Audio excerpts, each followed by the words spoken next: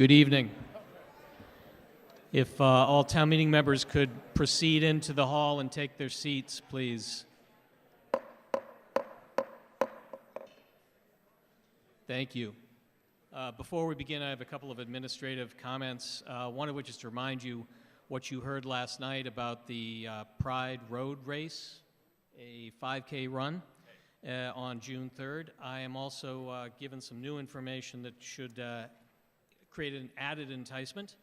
I'm led to understand that the selectmen, along with members of their select board, old habits, select board members and family, as well as the town administrator and family, will be taking part in the race. So think of this as your opportunity to watch them run. You can chase them all you want.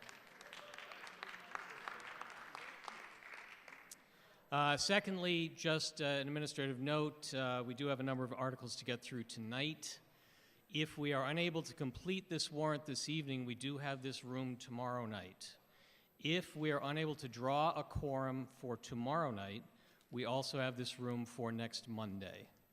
So please consider your calendars and block out time accordingly.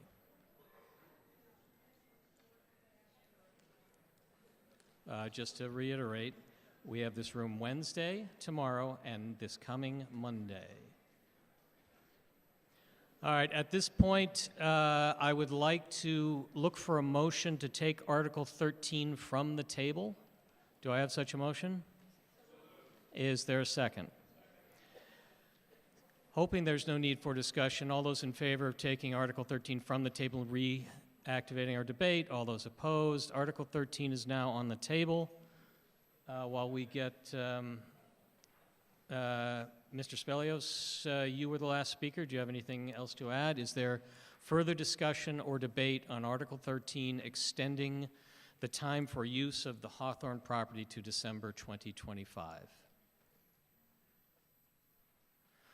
All those in favor of Ms. Dreeben's motion to so extend the time limit for the usage of the Hawthorne, please signify by raising your hands. All those opposed, the motion carries unanimously. Moving on to Article 16, capital projects, as we have dispensed with Articles 14 and 15 in the consent agenda last night. Ms. McNerney, when you are ready.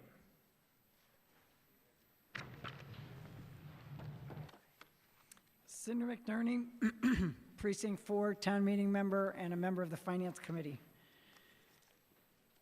Am I to read this whole recommendation, the whole motion now? Yes, please.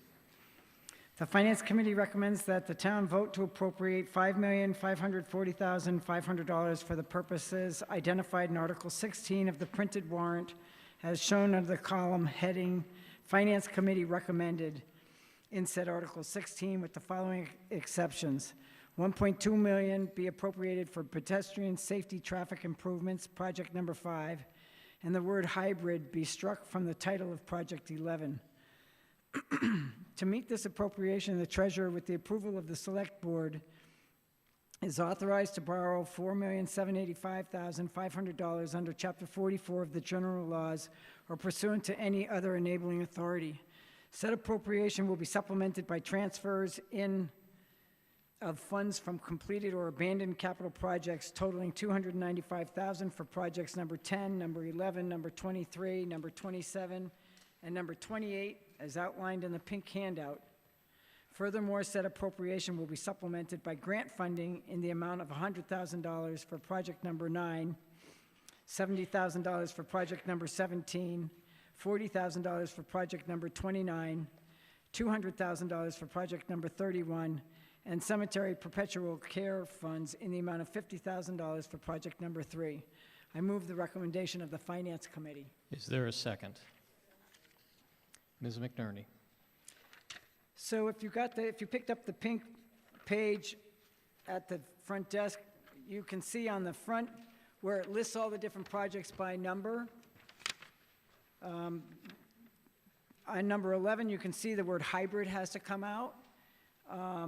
That kind of a snowplow requires a much stronger vehicle that can accomplish that, so it's been recommended that word come out. And on item number 5, Finance Committee recommended, that's one of the other exceptions, to add $200,000 to that authorization to accommodate speed bump pillows throughout town. As you've probably seen information about already, there'd be 20 of them around town, and that can be talked about some more. And those are the only other changes. On the back of this page, you can see basically the sources and uses of monies under the Finance Committee recommended. It says $3,835,500 on the pink worksheet. That would be plus $200,000, so that would be $4,035,000. It adds up in that same column at the top of the page to $5,540,500 if we add that $200,000. And of that, we would be asking for bonding. We are asking for bonding in the amount of $4,785,500. On the back of the page, also at the bottom of this, you can see the transfers from unexpended proceeds from prior bond issues or abandoned projects. These are the monies that are being applied toward the costs of the projects on the front. That's basically a summary. Thank you, Ms. McNerney. A couple of notes before we proceed to debate. Similar to the budget, each of these line items is an individual appropriation. We can debate them as a whole, we will vote them as a whole, but they each represent an individual appropriation. Secondly, I'd like to hear from the Capital Improvements Committee, just to confirm that you all have, by charter, reviewed and made recommendations on this. Thanks, Mr. Moderator. Ryan Hale, Town Meeting Member, Precinct 2, Chair of the Capital Improvement Committee and Member of Renewable Energy. The Capital Improvement Committee does support the same set of projects that Cinder listed out under the Finance Committee recommended column on your sheet. I also wanted to just address town meeting regarding the capital improvement plan and process, and the letter on page 28. There's some sort of forward-looking comments there about how we're making some tweaks to the capital improvement process going forward. I think I've been fortunate to participate on the committee for the past couple cycles and just assume the chair position over the summer, and noticed a couple things that I think we can build upon the success in prior years and improve the process. You know, our role as the committee is to help vet these projects for you, so that you don't have to have the same depth of research and basically put the same level of scrutiny on each of these projects that we do. That's what I see our role is to provide the due diligence that all of us as taxpayers would expect. And we as a committee noticed a few things that we could improve around the process that we're following, and I wanted to speak to that today, just in the spirit of transparency, so that I can stand here today and you can hold me accountable to seeing these changes next cycle. The first one is around timing. I hate cramming for tests. I hate doing my work the night before it's due, and we've gotten into a pattern of trying to slam in capital improvement requests in the hours and days before town meeting, and we can do better. So we're going to be meeting monthly going forward. We're going to be inviting the department heads, the town administrator, and the select board to think about capital as an ongoing part of running the town, not as something that we do in the couple days before we have to send the warrant to the printer. The second thing we can do better is learning from previous year's projects. As Cinder pointed out, we have a large amount of tailings or unspent funds from previous years. To me, this is an indicator of how far we missed our ability to forecast an accurate amount to execute these projects. And in my experience on the committee, we haven't done retrospectives to learn from those projects. All of us have to make decisions with limited information. We don't have a time machine to go back and change what we knew at the time, but we can look back and see what we learned about scoping the projects, sourcing materials, sourcing labor, whatever it takes to execute the project, and things that we would like to do differently. So we need to apply that mindset of sort of a blameless retro and learn from those things to apply to future years. And the last part is that if anyone's attended Capital Improvement Committee meetings or listened to the riveting replays, you can see that the process that we follow to vet these projects is not the same as what's written on the template. We have a template that we got from, I forget the name of the group, but we put together a template. That's not actually what drives our decisions. We have kind of a narrative that we ask the same set of questions to each of the project sponsors. So we're going to change the process so that we just ask those questions and we don't fill out a form that doesn't necessarily drive the decision that we're making. So again, I'm speaking to you today in the spirit of transparency so that you can see the role that the Capital Improvement Committee plays to vet these projects so that you have confidence that the funds of the town are being invested in a way that supports the priorities of our community. If you have questions about any of the line items tonight, about how we came to a conclusion to approve or not, that's why we're here, to speak about those things. But I want you to feel confident that these things have been fully vetted and do represent the themes for what we need to invest in as a community to make it stronger. Thanks. Thank you, Mr. Hale.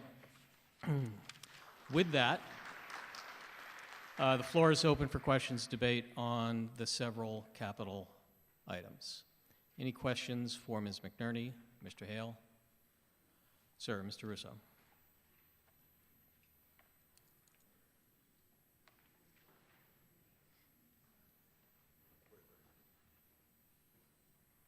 Hi, Lenny Russo, Precinct 4, Town Meeting Member. Just a couple of quick questions, thank you. So one question was, it looks like we are borrowing most of the money for capital improvements. And I don't know if that's because of the nature of the timing of the forecast of those. And I see that we're trying to do a better job planning for the future and looking out multiple years. I saw that in the agenda. Is one of the goals to, I see the debt servicing number being very high for the town budget. Is one of the goals to try to self-fund some of these capital improvement projects, or will it usually be going forward a borrowing process?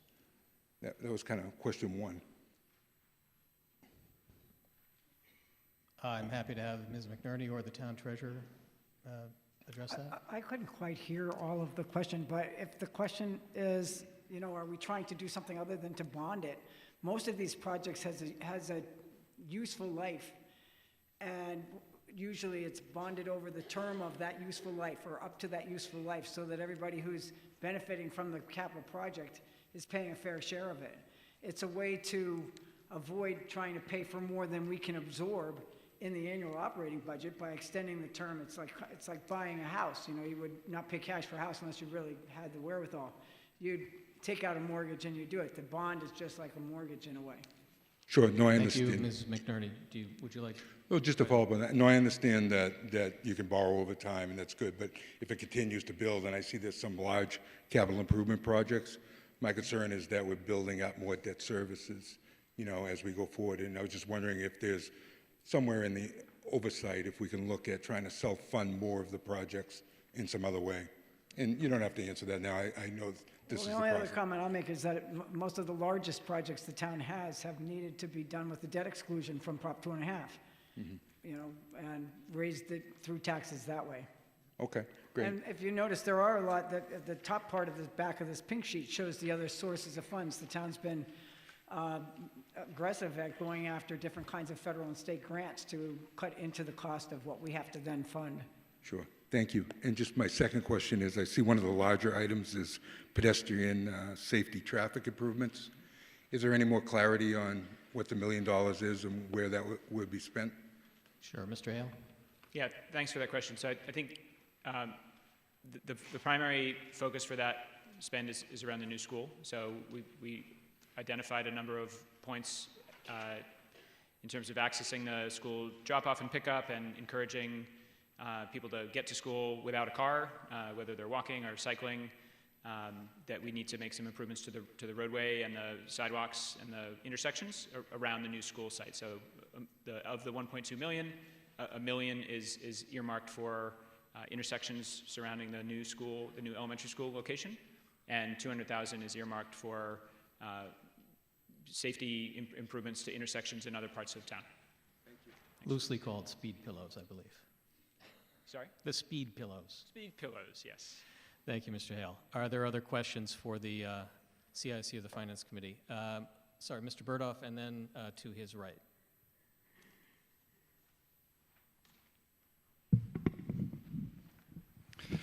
Aaron Burdoff, Precinct 5, Town Meeting Member, Affordable Housing Trust member as well. I think my question is for Ryan Hale. No complaints overall. Nice work, guys. But I'm picking up on the thread that was just talked about the intersection improvements. What is the best way to follow along and see how those are being prioritized? Is there going to be a listing of the intersections, where they're at and the status of that, or do we just need to show up to the capital improvement meetings? Thank you for that question. I think it's a great one. I can either turn it to Max or Gino. I also note that for large projects, we do have a town project section on the website, but let's see what our facilities director can add to that. Thanks, Mike. Max Casper, Facilities Director. You know, the projects have been largely designed and are at a midpoint in design, but we are anticipating neighborhood feedback and want neighborhood feedback. So we're going to be planning a neighborhood meeting. We don't have a date certain yet, but probably within the next month, we're going to be pinning down a community meeting relative to these projects. So look for information on that. Great, thank you. Thank you, Okay, you're Max. welcome. Thank you, Mr. Burdoff. And again, yes, ma'am.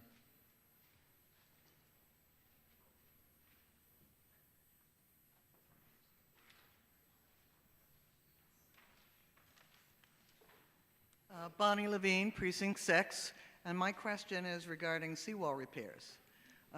What is the plan, given what's happened recently, and is $250,000 enough? Thank you, Ms. Levine. I think to answer that question, I will probably defer to the town administrator, and I know you may have an expert on hand who can address it in even further detail. Sure. Thank you for that question. As everybody knows, on May 4th, we had a collapse of a seawall in Swampscott at Mission on the Bay. That was not the town's seawall. That is a private seawall. The town has hired a company, engineering company, to do a structural analysis of our seawalls and to prepare a report and to give us a plan if there's any repairs that are needed. We have gone out and we've done a preliminary assessment. But over the next few weeks, we'll be looking at the town seawall. Over the last few years, we've spent a significant amount of money repairing the seawalls at Kings Beach through the capital improvement plan.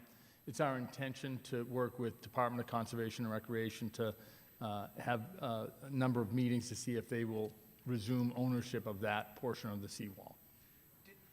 Do you feel that a lot of the work has been deferred since we pulled away from the MDC and we're not part of the succession of that program? I know there's a differentiation between the seawall and the beach and the riprap and the bulkhead-esque stuff around Mission and going all the way around the corner. Absolutely. I think the select board has directed me to send a letter to the Department of Conservation and Recreation and work with our legislative delegation to really get in sync. It doesn't make sense when you're driving down Humphrey Street to see one section of the seawall falling apart and the other perfectly in a status of good repair. We want everybody to enjoy that beach, and we think it would be best if the state funded that through a capital improvement program off the broad-based tax base of the Commonwealth. But are we now playing catch-up instead of Yes, we are. what we should be Yep. doing? Yep, so we've been bringing our walls back up to a status of good repair. So when we have the conversation with DCR, we can say, look, you will not have to repair these walls for the next 20 or 30 years, and we'd like you to take ownership of these walls. So insofar as Ms. Levine's question has to do with this capital project, is $250,000 an adequate amount at this point? It is, at this point, we have, this will wrap up a section of Kings Beach. There likely will be future capital projects for other areas of town that will be identified as we continue to look at a status of good repair for the remaining seawalls in town. I believe if you look at the capital plan in the back of the warrant, there are a number of $250,000 increments over the coming years. That's right. Okay, thank you. Thank you, Ms. Levine. All the way in the back. I see two of you right behind each other. So I think, is that Ms. Green? Yes. Go ahead. Hi, Kate Green, Town Meeting Member, Precinct 4. I have a question on 2 of the line items. Just really want to get more information on what it entails. Line 24, which is the high school auditorium upgrade at $400K, and then line 34, which is the Vinnon Square planning at $100K. So whoever could explain those a little bit more, I'd appreciate it. Thank you very much, Ms. Green. I'll take the first one. Sure, Mr. Hale? Thanks for that question. I think probably a two-part answer. First is that we're going to need to make periodic improvements to update the systems in all the buildings that are operated by the town. It could be heating and cooling, it could be plumbing, it could be AV systems, whatever the auxiliary systems are. So this is just one of those systems that is now quite dated and needs to be brought current. The second, that's sort of the downside reason of why this project is in here. The upside is we see this as a chance to invest in our facilities to make Swampscott a more attractive place for events outside of the school calendar. So this obviously the direct benefit will be to the schools and the performances that happen here that are put on by the students in the school community, but it also gives us a chance to bring in performances from artists outside of Swampscott and make an attempt to sort of attract people to come here outside of school hours to enjoy a concert or a performance and socialize. So we had a very thoughtful proposal by Mr. Duet for the scope of sort of what would be ideal. We took a phased approach. So the first year will be kind of the most essential repairs and replacement of outdated equipment, which will get us to the point where we can pilot the idea of bringing in performances from outside and see what we learn from that, right? We can see what the attendance is like. We can see what sort of revenue we generate from that. We can see what kind of spillover effect that having people come here for a performance will provide to the restaurants and bars and other businesses in town, and that will inform the timing and the amount of any additional investment in those systems. So I'm quite excited to try this out. I think it's kind of a Goldilocks solution to make sure that the school has the equipment that they need to keep this building in good repair and provide a great experience for the students, and also give us a chance to experiment in a controlled way with bringing in performances and driving up sort of the cultural enjoyment of the town. Thank you, Mr. Hale. As to the second question, I see you back there. Hold, please. Mr. Town Administrator, can you speak to the planning? Sure. I think, many of us, experience quite a bit of concern about traffic through Vinnon Square. We're going to see some development with the Glover property being redeveloped.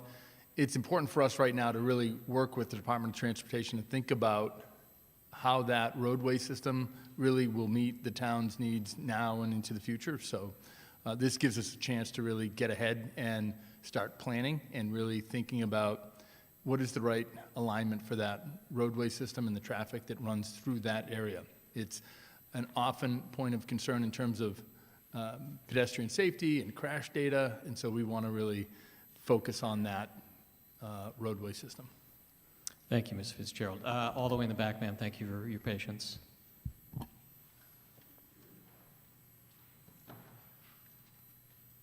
My name is Martha Caesars. I'm from Precinct 5.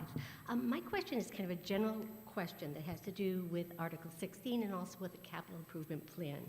For the last several nights, I've been going over previous warrants, and I'm having a hard time tracing when there's an amount of money put in one year. It doesn't always show up the next year in terms of a plan. So, for example, the Clark School renovation is $200,000 this year that we're voting on now. And in the future, it's listed as $450,000, and then $6 million. I'm wondering, are these real figures? Are they placeholders, or can you just explain how I could trace the capital plan? Thank you very much. I'm sure, Mr. Hale, you can speak to that at length. Yeah, thanks for that question.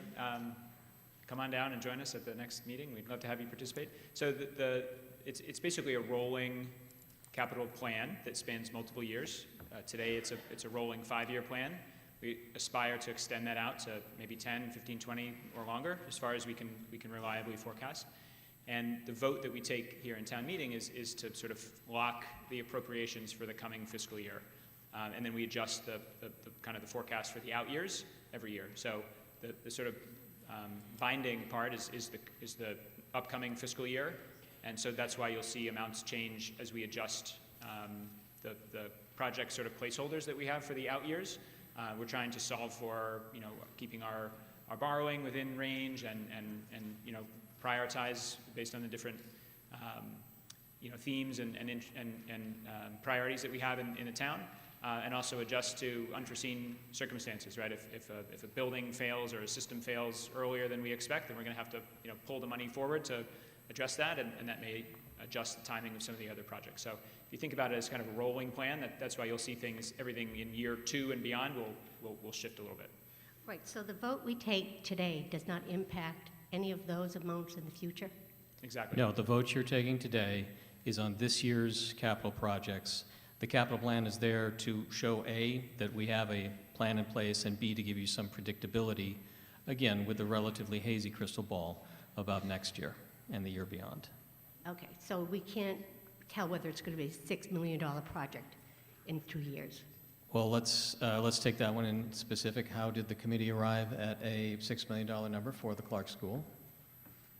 I was working with the school board and the facilities director to estimate the size and timing of those projects. Okay, thank you. Thank you. Further, Mr. Schutzer.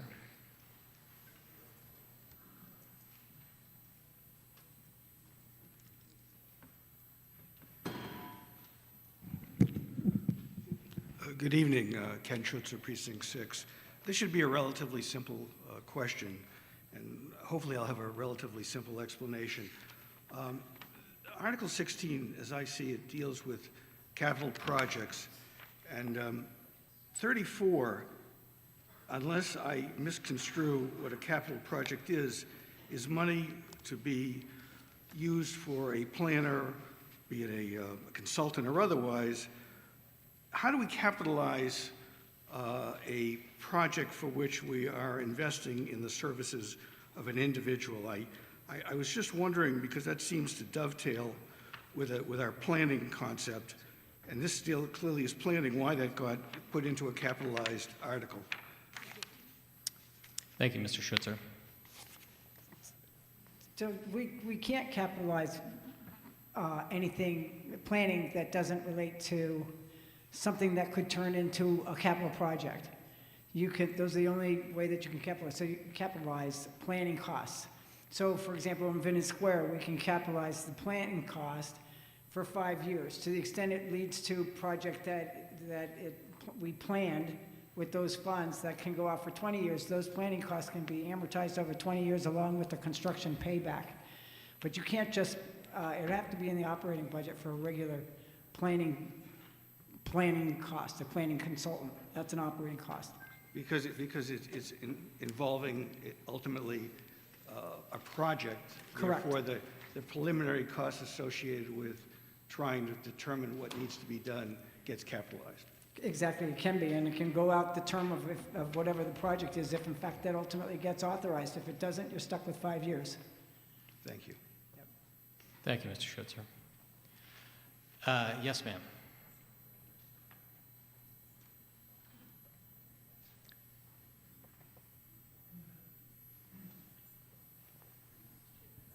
Barry Atkin, town meeting member from Precinct 6. I have a question about whether there is a capital improvement plan for Phillips Beach to reconstruct the damage that was done in the nor'easter, or whether that's in the operating budget, and if so, how much? I would have to refer to one of the town staff to see if there are plans to do any remediation work on any of the beaches, but I have not heard of that. No. Do you have this in your capital plan, Mr. Town We do not. Administrator? Yeah, no, that's not in the capital plan today, nope. Thank you. Yes, Mr. Urbano.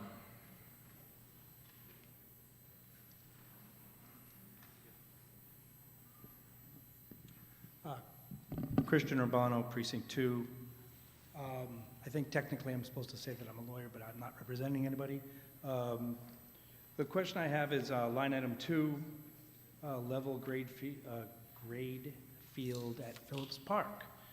Of course, one of my loves is Bloxage Field, being on All Blue Foundation, a member of the Athletic Field Study Committee from way back when. And so this is great to see. I just don't know what the breadth and depth of the grading is. Was just curious, very simply, how much and what part of Phillips Park we're going to grade?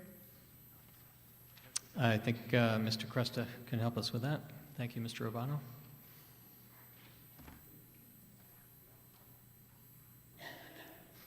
Gino Cresta, Public Works Director, Town Meeting Member, Precinct 1. Chris, the field we're referring to, most people refer to as the JV soccer field, which is perpendicular to the turf field.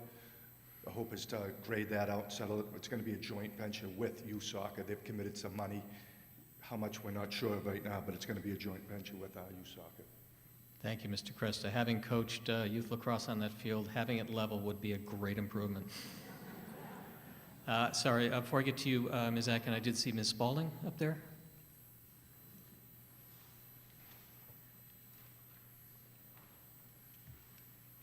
Shane Spalding, Precinct 3. I had a question about last night we passed the climate resiliency plan for the town. And I had a question about how you're going to consider our priorities around climate resiliency and the capital improvement projects going forward, making sure it's not just an aspiration, but that actually we put our money where our mouths are. So thank you. Thank you. While not entirely on topic, I do note that Mr. Hale has a background with the Renewable Energy Committee, so I think he does bring ample background to that. So if you could briefly discuss, but I'd like to stay on topic. Sure. Yeah, just a quick preview. So I think of the Climate Action Plan as a framework, a set of guardrails that we now need to operate in, right? So the Capital Improvement Committee does not propose projects. We simply evaluate those that are brought forth by the Select Board, by the Town Administrator, and by the department heads. So now that the Town Meeting has sort of adopted the Climate Action Plan, that now imposes a set of targets and guardrails that the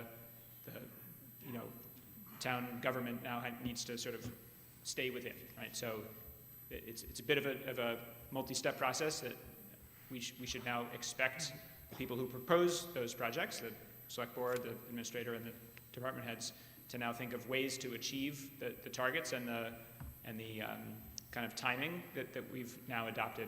And so eventually those will make it to the desk of the Capital Improvement Committee and then appear in the plan for the out years. Thank you. I think it's a great question, great discussion, but I do want to keep us on topic of the current capital projects. Ms. Atkin.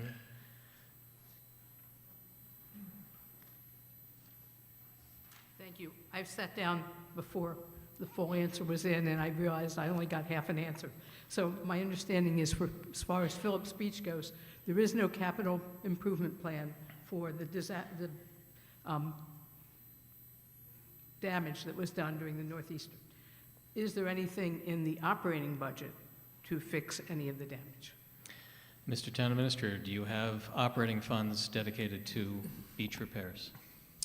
We don't have anything specific for Phillips Beach, but I'm happy to work with our Director of Public Works and Assistant Town Administrator and take a look at the damage and follow up with a report to see if there is something that we can do with the operating budget. We have a very limited amount of funds for maintenance, but certainly if there's some damage, there may be some grants that are available, and so we're happy to look into that. Thank you. Thank you, Mr. Fitzgerald. Mr. Perry, and then, yes, in the lovely coral shirt. I'm sorry, I can't recognize you in the dark. Mr. Perry.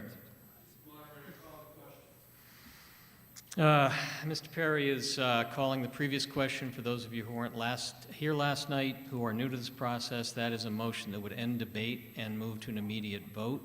It is non-debatable, but it does require a 2/3 vote to halt debate and force a vote on Ms. McNerney's original motion to adopt the capital projects. All those in favor of Mr. Perry's motion to end debate, to call the previous question, please signify by raising your hands. All those opposed? It passes by 2/3. We'll move now to a vote on Article 16, the motion by Ms. McNerney to adopt the capital items with the changes noted on the pink handout that you should have in front of you. All those in favor, and this requires a 2/3 vote because we are borrowing. All those in favor of Ms. McNerney's motion, please signify by raising your hands. All those opposed? Carries unanimously. Thank you.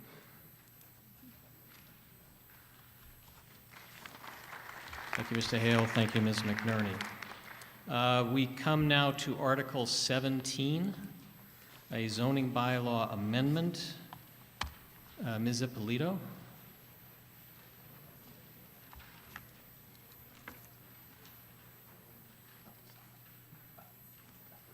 Thank you, Mr. Moderator. Angela Ippolito, Town Meeting Member, Precinct 5, Chair of the Planning Board. So I'm just going to, got a lot of zoning information here. I just want to get to the article. Let's see, we're at Article 17. It says, the Select Board recommends that the town vote to amend the Swampscott zoning bylaw, Section 5.11.0.0, accessory apartments, and Section 2.2.0.0, use regulations, by deleting the language shown in the strike-through and adding the language shown in red, as shown on the blue handout, entitled Appendix D, Revised. I move the recommendation of the Select Board. Thank you, Ms. Ippolito. Before we proceed, the Planning Board has held hearings on this topic. The Planning Board held hearing on the accessory dwelling units on May 1st. And voted unanimously to recommend favorable action. thank you very much. I understand we have a video that many of you may have seen. Oh, yes, if whoever hasn't seen the video, we are, Mike Proscia and I, my fellow planning board member, made a few videos to help inform the public about these bylaws, and after this plays, I will introduce Mike Proscia to continue to present the article. Thank you.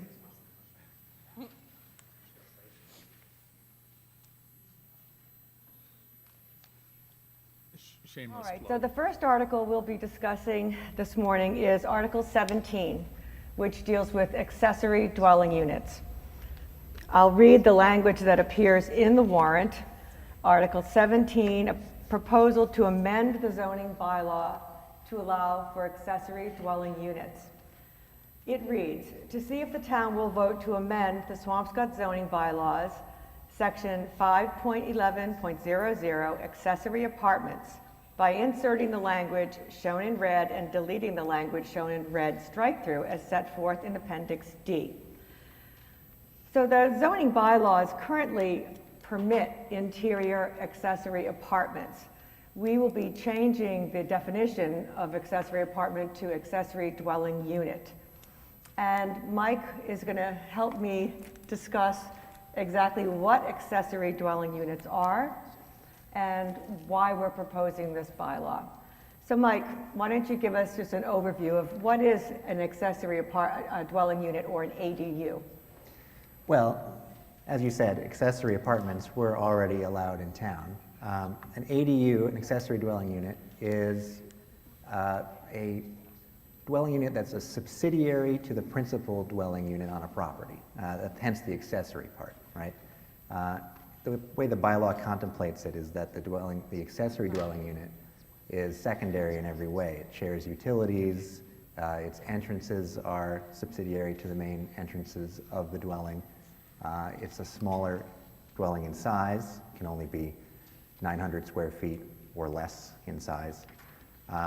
And so the ADU really is an opportunity for folks in town to create a more flexible type of housing that may not exist just with single-family zoning that exists now. So how would someone include an accessory dwelling unit on their property? Can they add it to their house, or how does that work? So the way that this bylaw contemplates it is you can apply to create an accessory dwelling unit either as an addition to your house, which would be attached, or a pre-existing detached structure at the time this bylaw is created, if it's voted by town meeting on May 15th. So in other words, if I had a garage next to my house that was detached, or a carriage house, as may be the case with some of the houses in town, I could convert that existing garage. Is that correct? That is essentially correct. Right. You would be able to convert that garage to an ADU or your carriage house, potentially if you lived in the historic district. Or like I said, you could build an addition onto your house as long as it met the other guidelines within the zoning bylaw. What about utilities? Do they share one utility bill, one tax bill? They do share one utility bill, yes, for electric, gas, sewer, trash. There's no additional trash barrels that we're contemplating as part of this, for example. And what about owner occupied? Does the owner have to live in one of the units? Yes, yes. We talked about this, and that's exactly how it would work. Owner occupancy for either the ADU or the principal dwelling unit. So I understand that this use is by right. What does that mean in terms of permitting? Right. So initially, the accessory apartments were not by right. Now these new ADUs will be by right, but that's just the use. So the structures still have to be reviewed by the building commissioner as part of any building permit process. And if you're building something new, if you're building a new attached structure to your house, you know, that has to go get reviewed by the building commissioner. And so oftentimes, as you see in town, there's certain deficiencies that you're not meeting per the zoning code, and so you'll have to go before either the planning board or the zoning board of appeals for that as well. Great.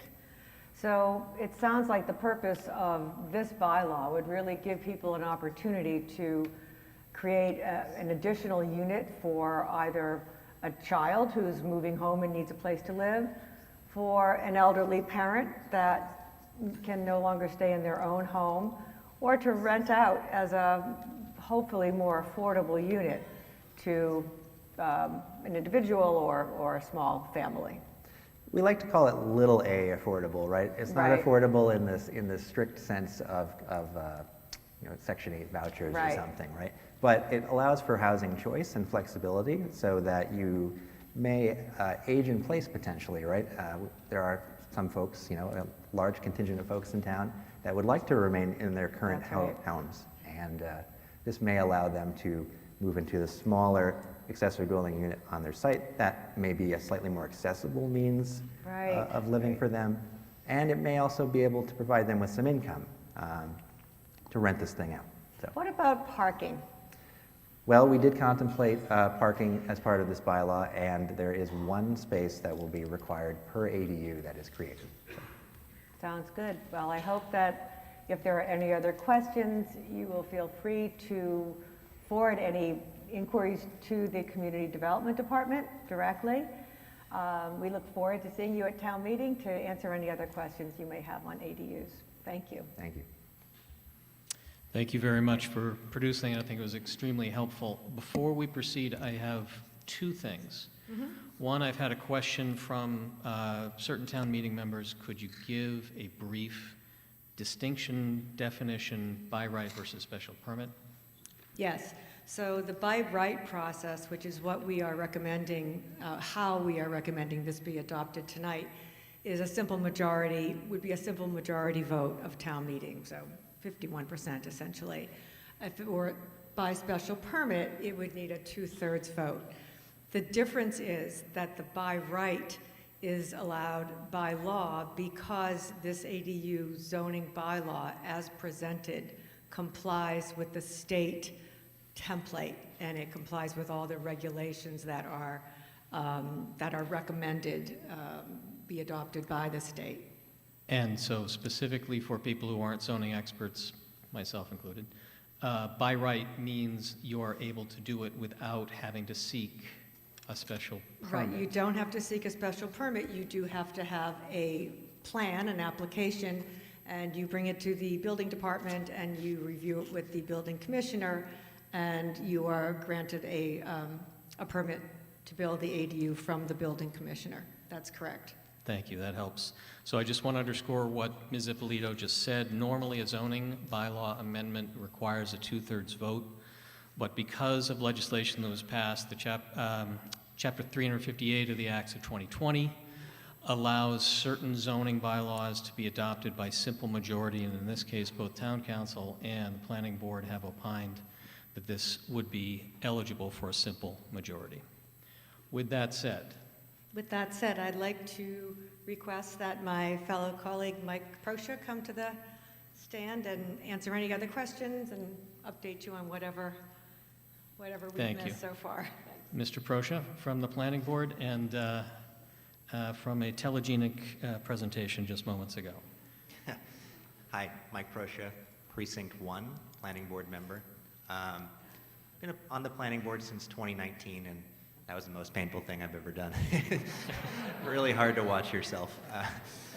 So what I'll say is we said a lot of it in the video, and I just want to expand on a couple of key points. The first is really proud of the process that we've done. We've been working since December, January, last year, this year. We've had several public forums about this topic with the Senior Center at B129 over here, where we actually brought in someone who builds ADUs, someone who advocates for ADUs, and someone from AARP to talk about ADUs to the public. That presentation was produced and put online and had good attendance from the town.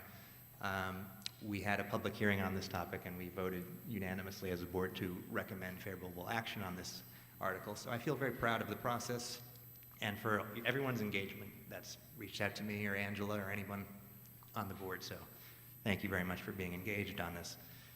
Another thing I want to point out is the by right special permit thing. So actually in here, in the text of the law, the bylaw change, if you go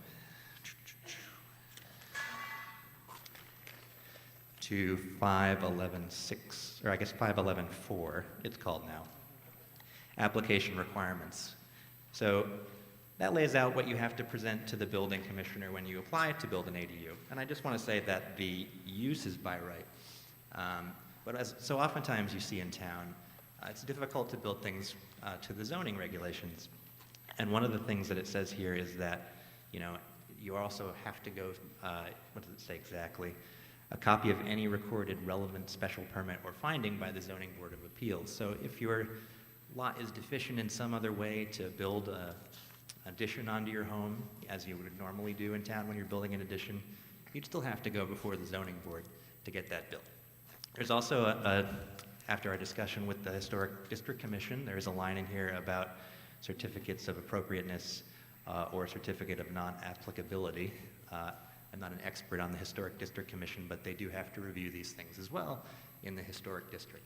So just wanted to make those two notes. And finally, as a question that we so often get is, well, how many ADUs can we anticipate in town as the creation of this change in the bylaw? And there's actually a Pioneer Institute study on how many ADUs have been created in the past. We already have an accessory apartment bylaw that this is updating in town. And in the past, I think it's 3 years, as of the date of that study, there were only 3 accessory apartments created in town. So what this wants to do is expand on that a little bit, but in peer communities where this has been expanded, you haven't seen, I'll call it a huge influx of ADUs that have been created. What you have seen is the ability for folks to have flexibility in the housing options that they can provide beyond a single family home. So with that, I'll stop my little spiel, Thank- and there you go. Thank you, Mr. Proscia. Are there questions or debate? Yes, Mr. Barden. And then Mr. Baker. And then Reverend Farber Robertson. Thank you. Mr. Barden. Gary Barden, Precinct 3. Are there any restrictions if I want to use my ADU for short-term rental? That's a great question. So we have been thinking about short-term rentals on the planning board for some time now. We didn't want to wrap up a discussion about short-term rentals into this discussion and try to conflate the two and confuse the two. I think there's a desire in town to talk about short-term rentals, and we intend to do so at the planning board soon. I'll say it's probably one of the next things we want to tackle, but it's not tackled as part of this as of yet. Thank you, Mr. Proscia. Mr. Baker. Okay, thank you, sir. And Reverend Farber Robertson.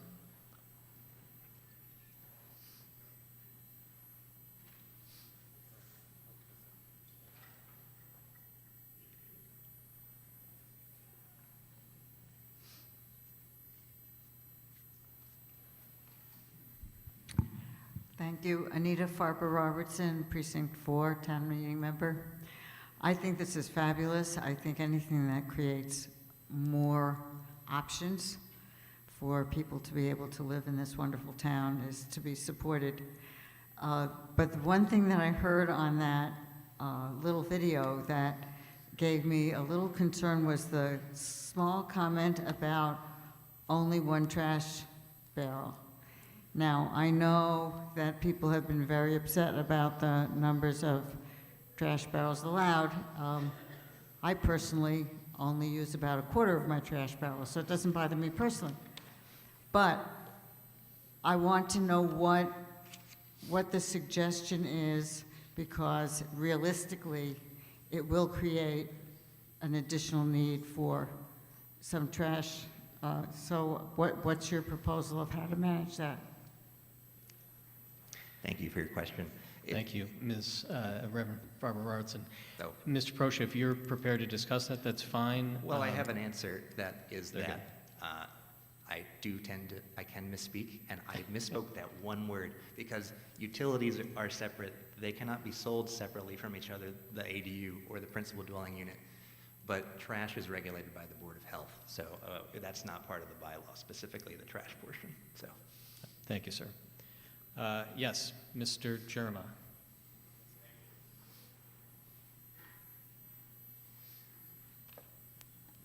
Chair Jerma, Town Meeting Member, Precinct 3. I want to speak in support on this. This is something that has been very successful in other communities in the Commonwealth. It is something that has been very successful nationally. It is something that leads to choices for aging in place, for multi-generational family, and for creating housing that is everywhere in town. So as we're looking at affordable options and rental properties and all of that, this is something that's really good to have in our portfolio. I did have a couple of quick questions on it. At this point in time, I'm curious, when we are looking at properties that I've seen some language change in here, properties that are not single family that we're taking on accessory apartments, the language has been changed so they're dwelling units now. So if there are multiple unit buildings that have existing accessory buildings, is that covered in this? So a 2 or 3 family house could convert a carriage house or a garage over into an ACU. Thank you, Mr. Jerma. And that's a partial question. I have a couple more on that. right, so this actually came up in the Marblehead discussion. Marblehead actually had an ADU discussion at their town meeting as well. I think the answer to this question is 1 ADU can be created per lot. Is that how it's written? So I don't think it's respective of the number of family units on there. So if you had a 3-family, you can't create 3 ADUs, for example. I think a 3-family could create 1 ADU on that lot. So one of the things, I didn't identify myself, I am also a member of the Historic District Commission. This is a really good preservation tool also. A lot of the carriage houses that exist in the Olmsted District are sized beyond the function of when we don't have horses and we don't have carriages, we don't really need a barn the size that a lot of folks have. So this is a great tool and an opportunity where homeowners can actually be motivated to restore, and we have some really amazing carriage houses and some of which are falling into disrepair because they're not used. So this is a great opportunity to come at a very sort of a backdoor into historic preservation, and I'm really glad to hear that it is not for only single-family houses, because there are a number of our most amazing carriage houses that are attached to multi-family units. So great, that answered my questions. Thank you very much. Thank you, Mr. Germa. Yes, sir. I can't see you in the back, but thank you, Mr. Moderator. John Jantis, Precinct 4, Town Meeting Member, also a member of the school committee. So my question, I know we said that you didn't want to conflate the short-term dwelling issue with what we're talking about tonight, but I did want to raise a couple of concerns about the short-term dwellings, just because it's something that we've had to deal with an Airbnb right next door to us. That was put in maybe 3 years ago. And it's been problematic, and we've gone to the town and asked, how do we deal with, these negative consequences? And what we're basically been told is, well, there's really not that much we can do. There's really no procedure we can look to. At least that's what we've been told. So I think there should be a commitment coming out of here tonight. I think that this should be a high priority issue to deal with if Airbnbs do result from this, which I think Nahanda's had some issues with this as well, with these short-term dwellings. There should be a commitment coming out of here that this is a high priority, and there will be a commitment to have a process to address community concerns with these short-term dwellings. Thank you. thank you, Mr. Jantis. Mr. Proscia, obviously it's not before us this evening, but if you can envision having this on a future agenda, I think Mr. Jantis and others would enjoy attending. Absolutely, and I did want to say one thing, and that's the requirement of this bylaw. It's in here. I'm not going to quote you the section, but it says the owner must live on site, either in the ADU or the principal dwelling. So while it doesn't, say no short-term rentals, it's a sort of a catch, right, to say, look, the owner's going to be there on this property somewhere, and that's going to cut down a little bit, in theory, on some potentially rowdy Airbnbs, renters, right? That's the idea behind that portion of this bylaw. So. Thank you, Mr. Proscia. All the way in the back, ma'am.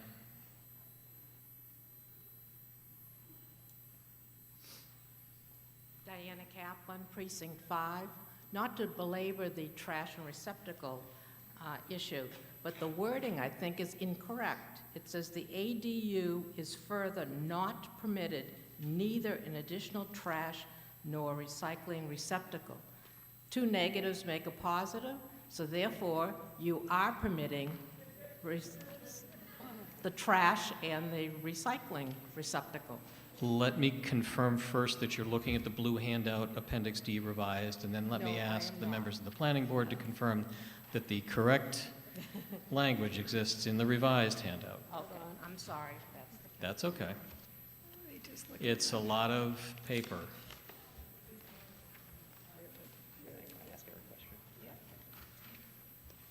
If, while we're looking, if you're looking, and you can point out to us where it says that, I thought we struck that actually from this. So. Perhaps while we look for that, sir, in the corner.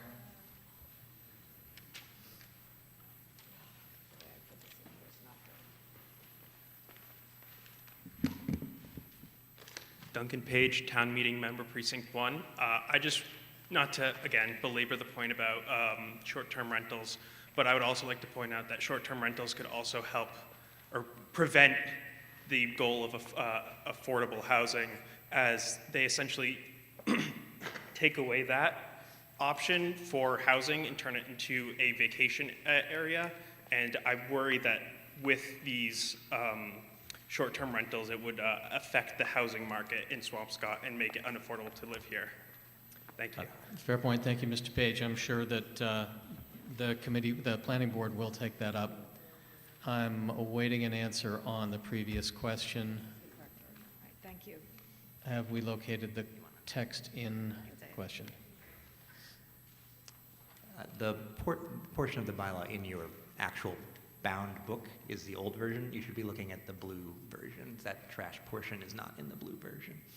Okay, so I refer you all to make sure that you're looking at the blue version. I saw Mr. Russo, I saw Mr. Iannacone, I saw Mr. Schutzer. Mr. Russo, go ahead. Just want to make a motion to end debate and move forward with Please, the vote. up to the mic, sorry. that's right. Len Russo, Precinct 4, Town Meeting Member. Just want to make a motion to end debate and move forward with the vote. So Mr. Russo's moved, as Mr. Perry did before, to end debate on this topic. Is there a second? This is a 2/3 vote. All in favor of ending debate and moving to immediate vote. All those opposed. The motion carries. We now move to a vote on Ms. Ippolito's original motion to adopt the amendments to the zoning bylaws as found, this is important, in the blue handout, Appendix D revised. Now, as I've mentioned before, there is new legislation that enables a simple majority to pass this. So for the benefit of town council and the town clerk, I am going to move directly to a standing vote. Could I please have the following tellers come down and see me? Ms. Arrington, Mr. Kraft, Mr. Urbano, Ms. Titcomb, Ms. Goldman, and Mr. Burdoff. While they're coming down here, I ask all those in favor of Ms. Ippolito's motion to rise and remain standing.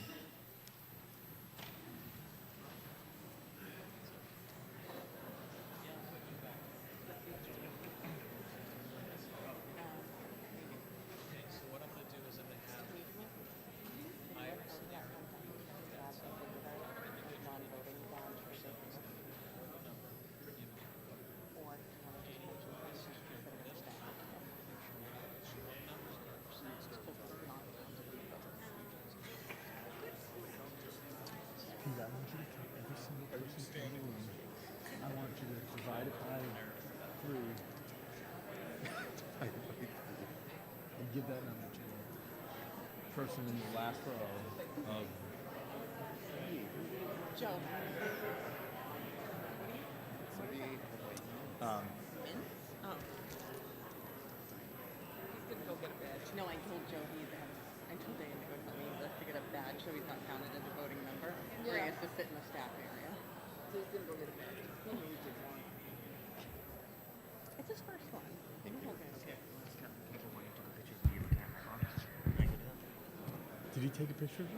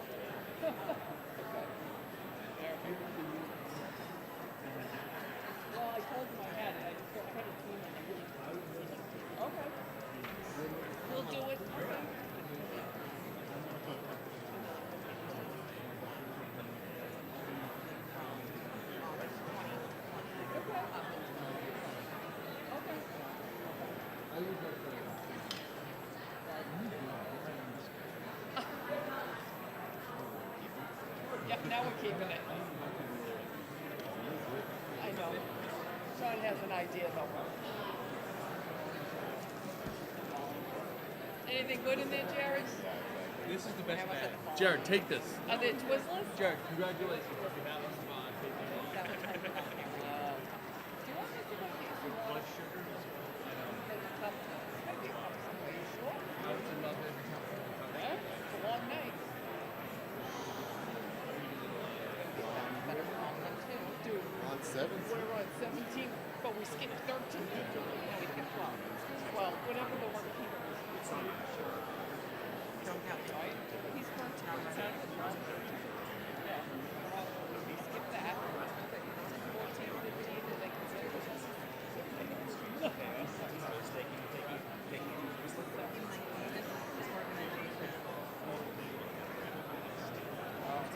Oh, 12 and 19.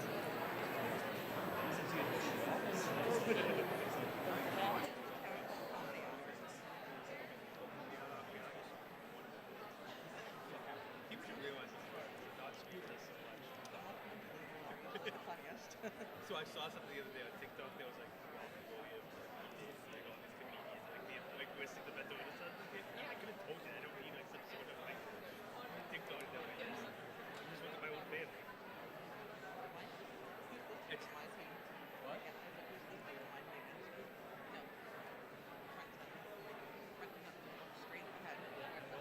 Towards like Joe Biden. Yeah. Fun. Hi, Amy. Hi. Having fun? Always. Always fun when finances are done when it's like here. By the way, you come at all one of my I think Mary Ellen got this. We'll zoom you in. Can't. No. They can't zoom in. McClung said. McClung said we can't. So I was sitting there, I'd be like, what if, I was sitting there this morning, like, KP Law will declare that I cannot virtual in tomorrow. well, I was thinking about this, I was like, That's only Darren. He can do it. Tom. he's a pusher. Tom. I was thinking about this morning when I woke up, I was like, I can't, like, I could just be sick. And I was like, no, you can't. You went to one person other than him, might be even you that can avoid another one. Technically, they couldn't be. Before you said be the town clerk before. No, just to be on the safe side, we had recommended it. No, we just had a youth discussion. We're about 10 minutes into counting. Literally 4 people not sleeping. Come on. Do me a favor. Video. I mean, Oh, here we go. See, here's Jared. You guys agree? What do you got? Thank you. Please be seated. All those opposed, please stand.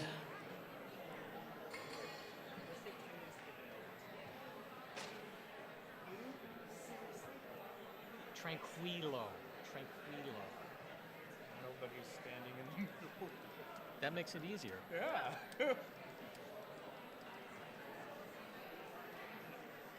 Well,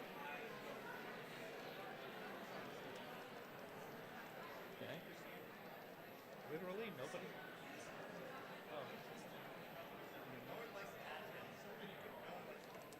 Hold on a second. Is that guy leaning up against the wall, the guy from That's Matt Lee.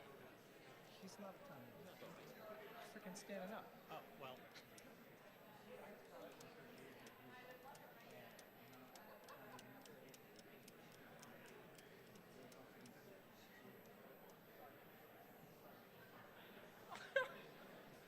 I should have seen the stat. I'm like, wait, I know him. So you got your numbers there? Yeah, we have our number. Let me just go up. Let me ask. Okay. You guys good?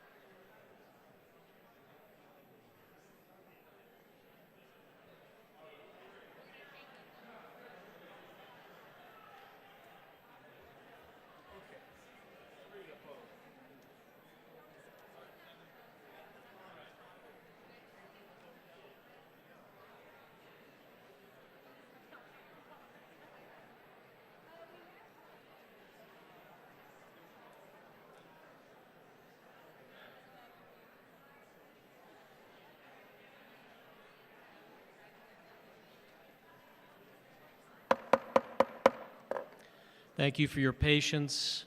By a vote of 199 to 10, Ms. Ippolito's motion passes.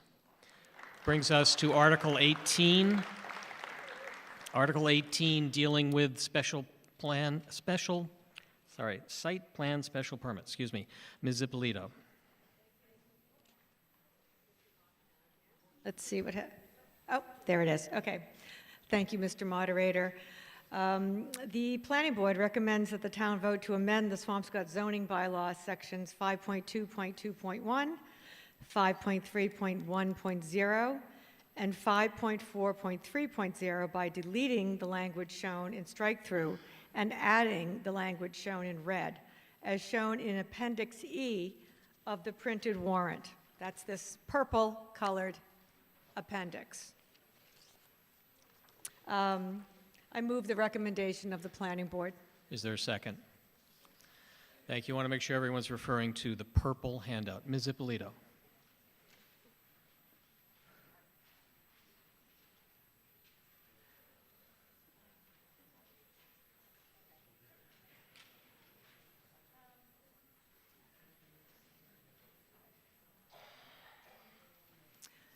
So we're going to skip the video on this one. I know you're all disappointed.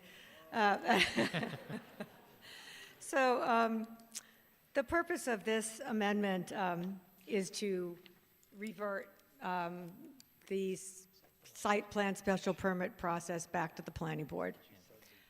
Back in 2009, a zoning bylaw review committee had, in attempts to streamline the permitting process, had split the role of the site plan special permit granting authority. So the Planning Board only did site plan special permit granting when that was the only permit requested. But if someone had a permit, an application requesting a site plan special permit and they needed some other kind of zoning relief, the whole thing went to the Zoning Board of Appeals, but not until the Planning Board had met, conducted site plan review, written the recommendation, submitting it to zoning, and then,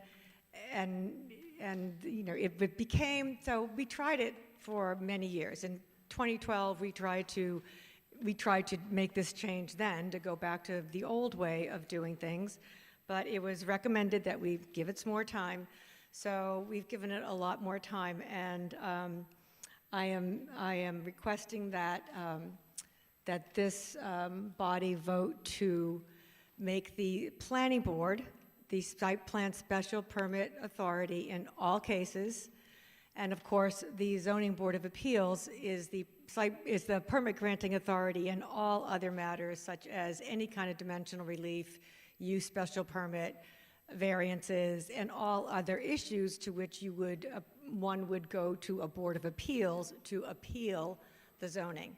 So it clarifies the roles, it provides one point of contact, and it would certainly alleviate many of the problems with and confusion with different projects that we've had over the years. I could easily name 5 off the top of my head right now, but I'm not going to do this.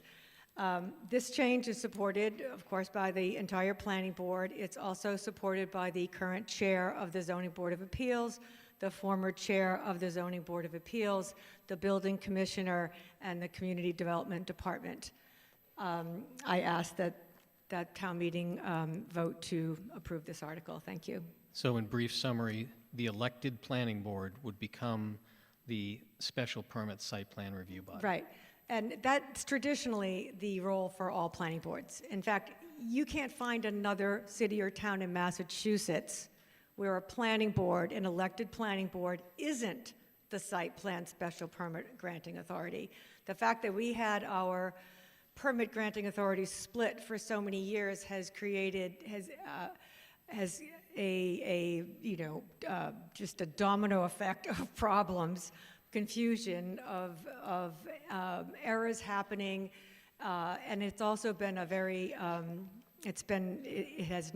we haven't had a clear process in terms of chain of custody of petitions and things that should have been approved at the very get-go. So, yes. Thank you. So that's what we're Any requesting. questions or discussion? Mr. Schutzer, I believe.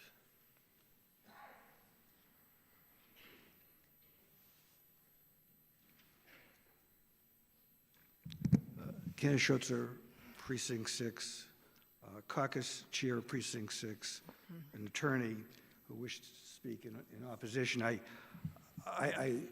applaud the work that the planning board has done, and I don't want this to become an issue of personalities, because it isn't.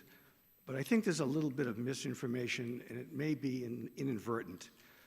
The planning board previously had what was called site plan review.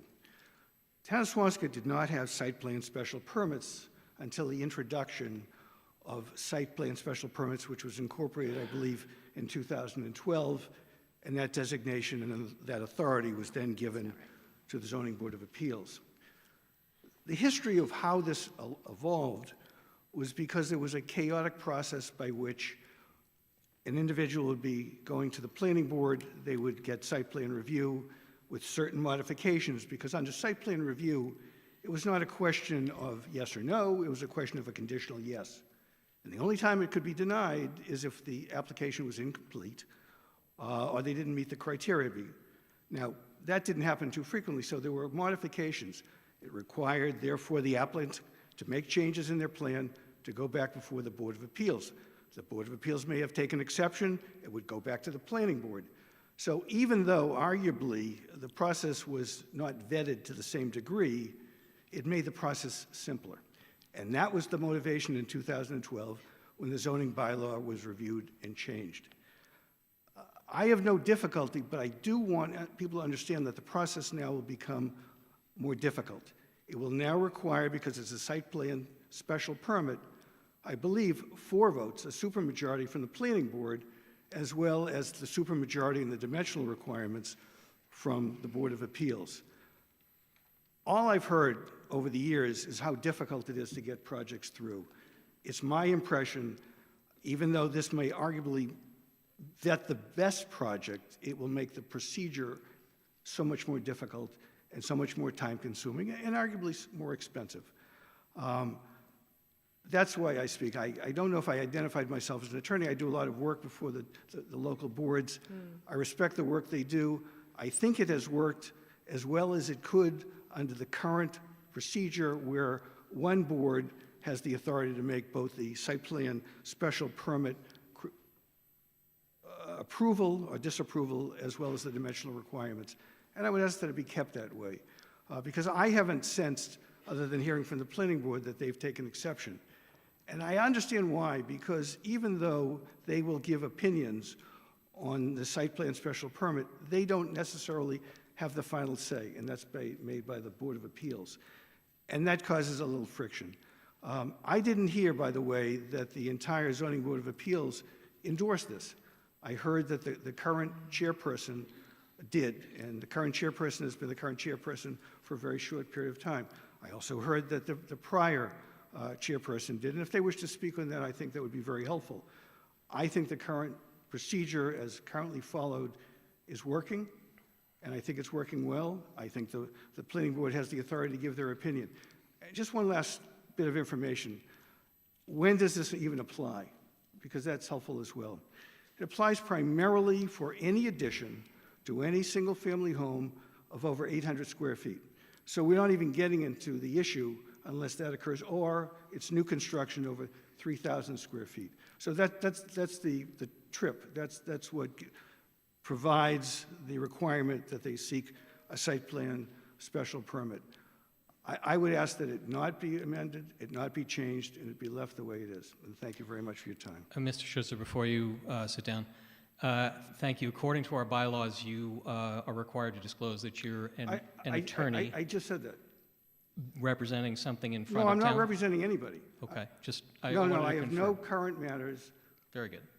I have no current matters, and I would have disclosed that had I. Great. It went through fast, and I want to make sure people understood that he is disclosing based on our bylaws requiring that. Thank you. Thank you very much. Mr. Spelios. Peter Spelios, Town Meeting Member, Precinct 3 member of the Select Board. I'm standing far away from Angela. You would think, because I'm going to oppose you, but I'm not. I'm going to support you. In 2009, I was one of the principal drafters of the rezoning that she's made mention of. And I know it shocked you to hear me say this, but we got it wrong. And what you're doing tonight is correcting a procedural thing that at the time seemed like a right idea, but you are correct. I do value the fact that the former chair and the current chair of the zoning board, two of the smartest people I know, support this, and the commissioner. And frankly, your support means a lot. But you are, in my opinion, as one of the principal drafters back in 2009, correcting something that's long overdue to be corrected. So thank you. Thank you. Further questions or discussion on Ms. Ippolito's motion? Seeing none, this does also require a 2/3 vote. All those in favor, please raise your hand. All those opposed? Passes unanimously. Thank you. Moving on now, we had tabled Article 12 until Article 19 did come up. Article 19 is now before us. I would welcome a motion to take Article 12 from the table. Is there a second? Assuming no need for discussion, could I please see a show of hands in favor of taking Article 12 up? All those opposed? Okay, Article 12 is now before us. I would also welcome a motion, Mr. Schneider, to consider Article 12 and Article 19 together for the purposes of debate. Could I get such a motion? Thank you. Is there a second? All those in favor of considering these two articles, which both have to do with the Hadley property, together, please raise your hands. All those opposed? Okay, we are now considering Article 12 and 19 together for the purposes of debate. In order to facilitate this, Mr. Schneider, I will take your motion now, and we will have Ms. Ippolito's motion ready when we are done with the vote on yours. Okay. Eric Schneider, town meeting member, Precinct 5, member of the Finance Committee. The Finance Committee recommends that Article 12 be approved as printed in the warrant. I move the recommendation of the Finance Committee. Is there a second? Thank you very much. So we have before us two articles having to do with Hadley. One is the disposition of the land, and one is the creation of the overlay district. I have both Ms. Ippolito and Mr. Schneider available to answer questions, hear discussion, etc. Mr. Spelios has the presentation.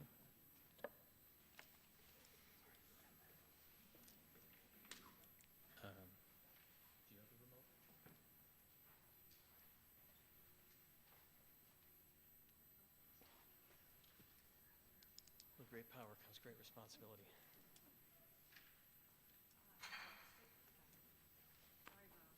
So you have a lot of stuff here. Peter Spelios, Precinct 3, town meeting member of the Select Board. I want to thank you very much. I want to spend a few minutes talking about the process that we went through, ultimately culminating in the recommendation of the Select Board to proceed with this article, asking town meetings approval for us to proceed with the evaluation and hopefully the selection of a hotel use for the reuse of the Hadley School.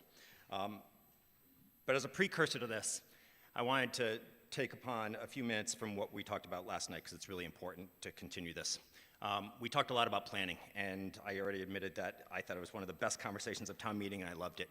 And so what have we gotten since 2004 when we started with a planner in this town? And the truth is, we've gotten a lot since 2004. And tonight, you have articles on 4 different parts of our town. And what you're seeing tonight is all those things coming to fruition.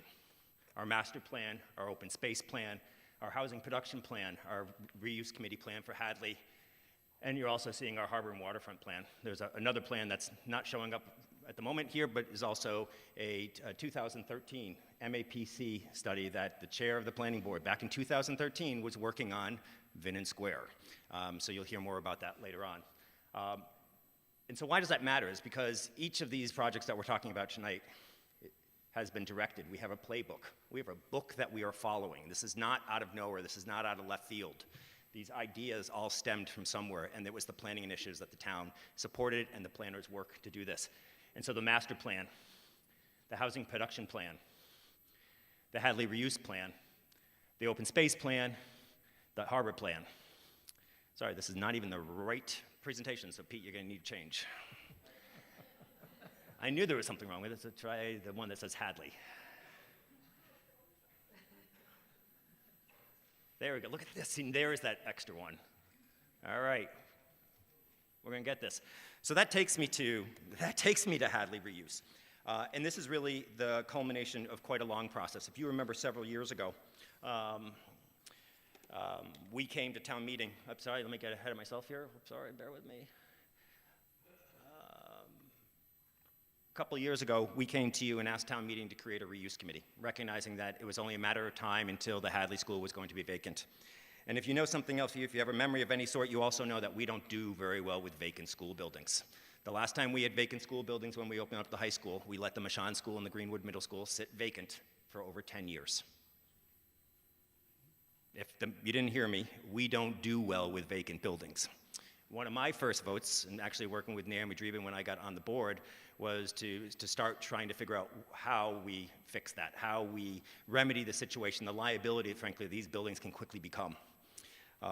And so part of this was, as soon as we knew the new school was moving forward, is come to town meeting and say, we need your help. We need to create a committee. And so we created, with your support, a 20-person committee made up of representatives of all the committees you've been hearing from tonight.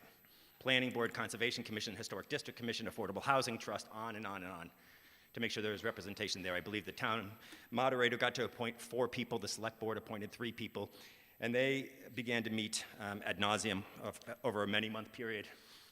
And they did open houses, they did community meetings, they created subgroups of different interests, and they studied a lot of things. There were 2 things, though, that were given as parameters to them when they started, though, in the negative. The select board at that time, and I still think currently, didn't want them to propose market rate housing. Look at other things in market rate housing. We know market rate housing. We've seen it a lot here. And then secondly, we want to see if we can use the original portion of the Hadley School, not the annex, but save that and reuse it and keep that part of our town. So with this instruction, the Hadley Reuse Committee went through a complete process and ultimately came to town meeting, came to the select board, and the Hadley Reuse Committee made 3 recommendations to us.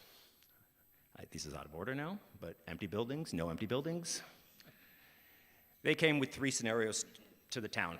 They didn't prioritize the scenarios. They said, these are the 3 scenarios that we think have potential that should be explored further. Scenario 1 being civic and mixed use, scenario 2 being affordable housing, and scenario 3 being a hotel.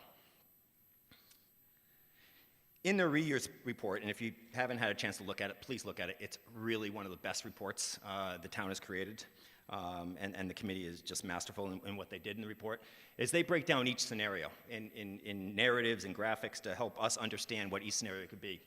The first one was, how do we maintain the public use of the Hadley School, right? And the ideal being, well, is there a way that we can maintain a certain part of it ourselves, but then maybe get some arts groups or maybe some small businesses or maybe some micro businesses to come in and do the other part?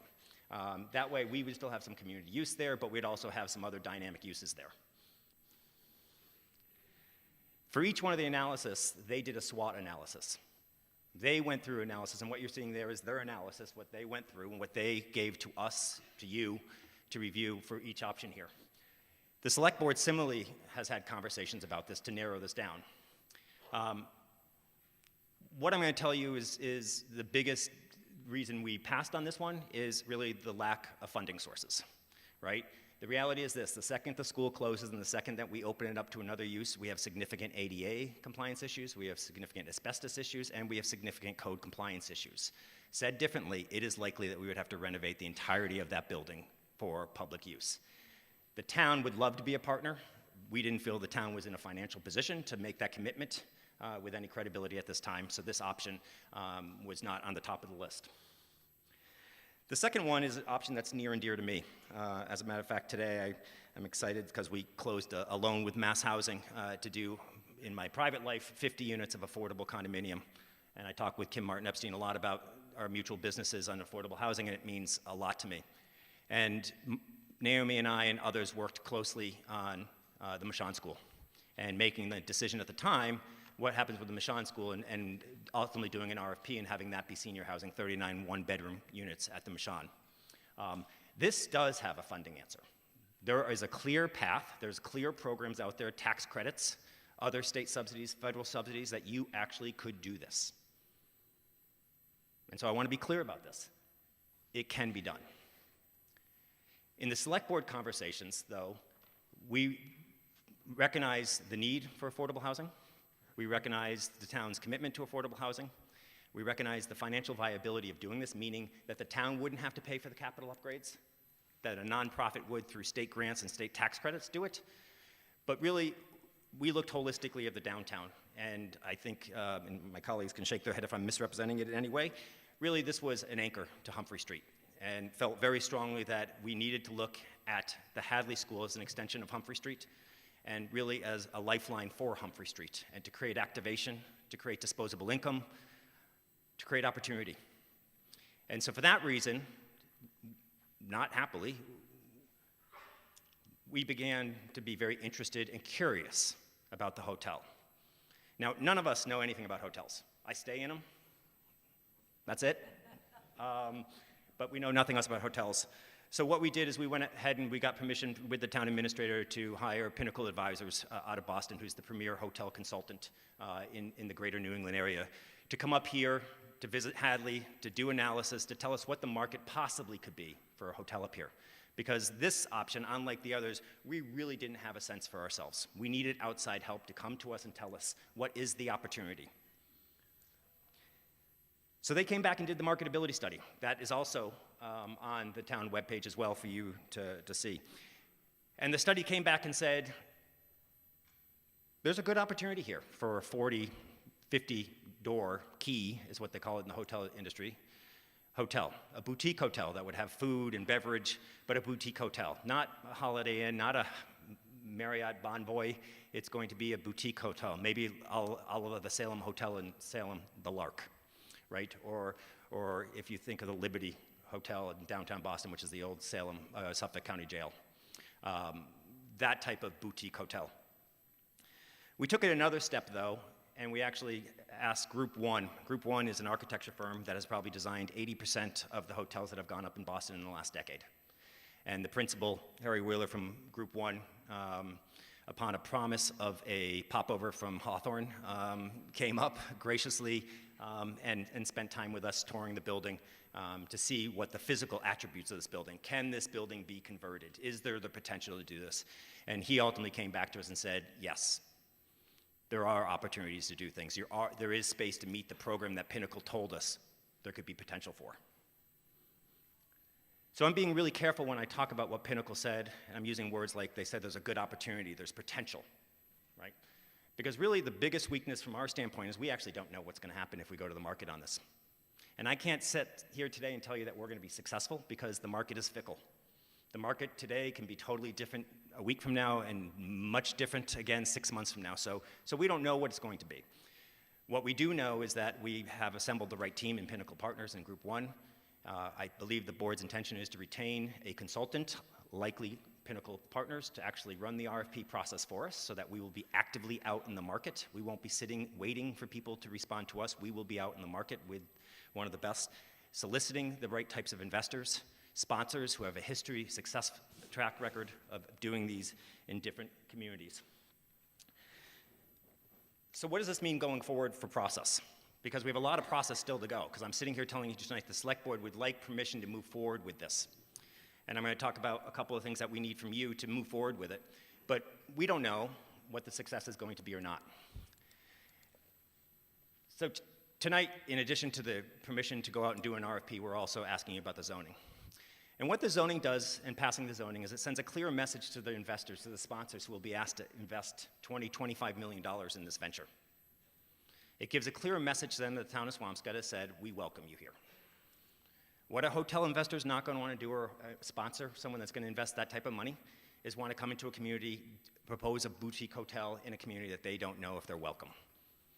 They are going to spend $50,000 to $100,000 just responding to our RFP response. How do I know that? I spend a good part of my life responding to RFP responses. I try and do it a little cheaper than that, but by the time you do the architecture and the design and the wow pictures in the RFP responses, it's very expensive. It's important to us to do the zoning tonight as well so that we make clear that the welcome mat is out to them. But it's not a welcome mat without parameters. It's a welcome mat with parameters. And the zoning contains those parameters. It holds true to the value of that we want to keep the historic portion of the Hadley School. It holds true to the value that we want to minimize the amount of buildable space, so the annex is most likely going to be taken down, and likely only about 10,000 square feet added in total. And that's for stairwells, that's for elevators, that's for things that in the existing building either don't exist or are wildly inefficient and won't exist. We put size limitations. We're not looking to have a 100-room hotel here. We're looking to see if there's an opportunity for a boutique hotel with meeting space, with restaurant space, so that they can get secondary revenue. About 50% of the revenue of a boutique hotel comes from food and beverage and meeting. I know this because Pinnacle told us this. I didn't know this until Pinnacle told us this. And so the zoning tonight before you has those parameters and creates a process which makes clear, if town meeting elects to go through and follow up on this process with us, that we look forward to having them here with the hope that we do get proposals, and the select board then can have a public process of reviewing the proposals and ultimately negotiating an arrangement, not unlike we did with B'nai B'rith at the Mashon School, which is a ground lease.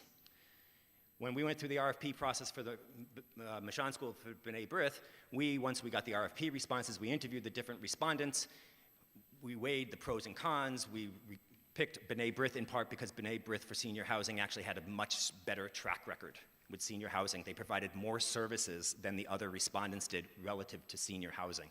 And that type of track record, that type of sponsor history, that type of financial backing are the type of things that we're going to look for again here at the Hadley. And then when we find that person, we'll be negotiating a ground lease. The town will still retain ownership like it does the Mashon School, but it will no longer have any of the financial obligations that go with that building. And those financial obligations are significant. Once that happens, they will submit and go through a public process with the planning board and have to do what any project in the town of Swampscott would. Go through a site plan process, go through design requirements, design review, talk about mitigation. I'm sure those in the neighborhood say, well, doesn't a hotel create traffic concerns? Sure, it will. We can compare it to the existing school, but once the school's gone, the comparison doesn't matter. The hotel has to stand on its own. Is the hotel a good idea? How do we mitigate that? Where are they parking? How are they parking? Is it screened? How is lighting dealt with on it? Where is sound going to emanate from? The other parameter that I skipped over that I should have made clear about is that in every one of these scenarios, but most especially the hotel, Linscott Park will never, ever be touched. It is protected by a conservation restriction. It is not available for use. It will not be proposed to be used. It will not be activated by this use. It will still be 100% belonging to the residents of Swampscott for public use by the residents of Swampscott. So tonight we have this proposal for you with a timeline that we think puts us in the best shape to not have an empty school building. Now, are we going to have an empty school building? Yeah, we're going to for a while because it's going to take time for us to prove, if the RFP is successful, to approve it, to go through design, get building permits and construct it. We are, but we're going to have a partner. Unlike the Mashon School and unlike the Greenwood Middle School, where we didn't have a partner for 10 years. We're going to have a partner soon before, hopefully, the Hadley ever closes its doors, which we think is of paramount importance. We spent some time talking tonight about the capital plan. You won't find the Hadley School anywhere on the capital plan. Not in 5 years, 10 years, 15 years, 20 years. I will tell you that the Hadley School, until we figure this out, is one of the biggest liabilities that we have. The Greenwood Middle School cost over $2 million, how many years ago now? 8 years ago, to demolish. Right? Now, we don't want to demolish the Hadley School. We want to keep the Hadley School. The cost of keeping it is exponential, the cost of demolishing it. That's not sitting in our capital plan, so it's important that we take action here. We know that there are those that would like to have seen us pursue affordable housing. We know there's those that would like, one of our colleagues on the select board, Katie Phelan, has passionately spoken about community space. We know that those needs are out there. We think as though we're identifying multiple opportunities to do multiple things around town. Pine Street with affordable veterans housing, ADUs, doing something here that's different, so that we are trying to spread the interests of the town and make investments in different places.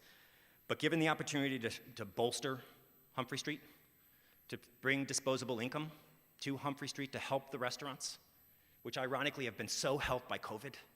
Ironically, the outdoor dining and the things we're doing in Marzi, Glasgow, tonight I'm going to say I love you because you're responsible for the fact that we're building permanent wide sidewalks on Humphrey Street for restaurants.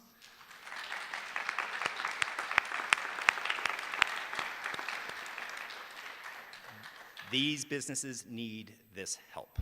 And this, of the options that were presented to us from a committee of your peers and you, from the select board standpoint, is the best option moving forward. So we would ask for your support, and I'm happy, together with Angela and Eric, to answer any questions you may have. Thank you, Mr. Spelios. Sir?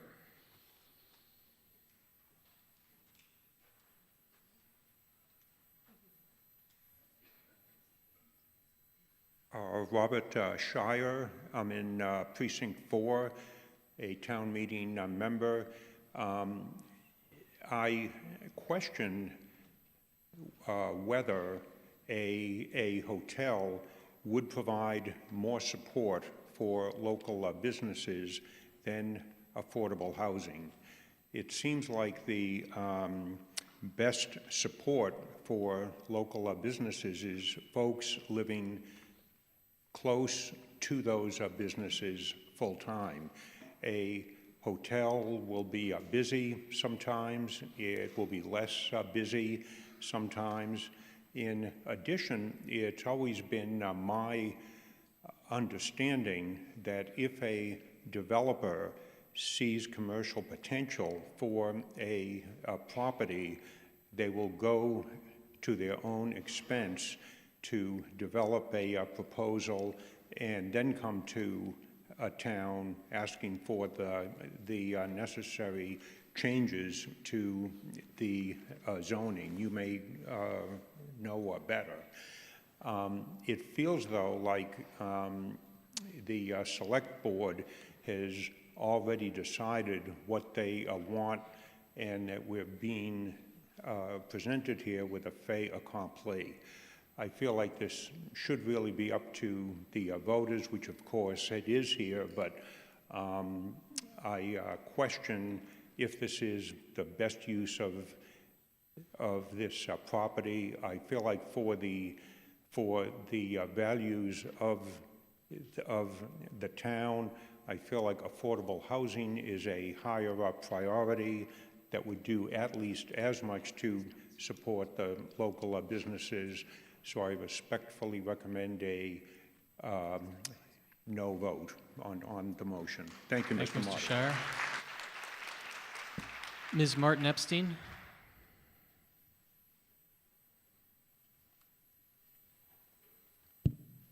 Kim Martin-Epstein, town meeting member, Precinct 3, chair of the Affordable Housing Trust. Of course, it'll come as no surprise to anybody that I'm speaking, but I wanted to first thank you, the previous speaker, because you just did like half of my job, so this will be shorter.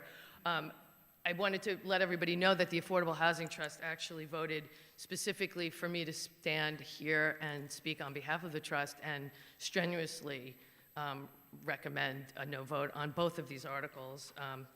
So I'm going to go through what I was going to say because this is important Affordable Housing Trust business, although I suspect that other people will agree. I think there are two categories of problems with these articles. The number one is process, and while I really appreciate the description of the process that was vetted apparently all these years after the Hadley Reuse Committee put out their report, I think many people feel the same confusion that I felt and that the trust felt, that there was still supposed to be some public discussion about multiple uses before we were presented with articles that appear to be a done deal. And number two is the substance, and this is what the trust really wants me to talk about. This hotel use, in our opinion, is the least feasible of all the three, and in fact, the report does talk about affordable housing in combination with ground floor commercial and or community space, which would actually attend to multiple interests and needs that were vetted in the report. But the trust and many other people in town, I think, really want to talk about the use of Hadley, not just as affordable housing, but as senior affordable housing. We've been in constant discussion about extending town resources on things that benefit Swampscott and residents. We spoke yesterday, you asked me about local preference on the Pine Street project, and we said, yes, we know that's a concern. The only benefit to Swampscott in the Hadley being a hotel is what I feel like is a theoretical trickle-down economic value of phantom income, then this is a little bit off. Meanwhile, let's talk about actual Swampscott people and their needs.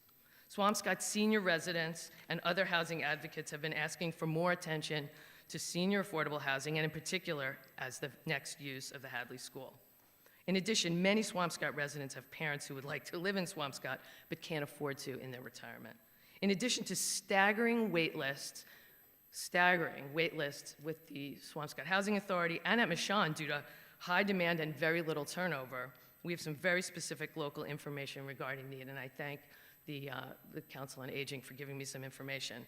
In 2019, the Swampscott Council on Aging conducted a needs assessment survey. The survey was done by mailing it to homes in Swampscott with someone over the age of 55, so this is really targeted information. And here are a few data points from that assessment. 85% of the respondents reported that they wanted to remain in Swampscott. Over 30% of homeowners with and without mortgages and 60% of renters reported that they were cost-burdened, which means they spend more than 30% of their income on rent and utilities. 22% of households headed by someone age 65 and older reported household incomes of under $25,000.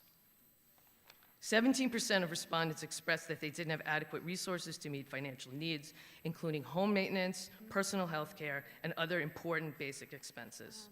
You want to have a direct and positive impact on people in Swampscott in need? Here you go.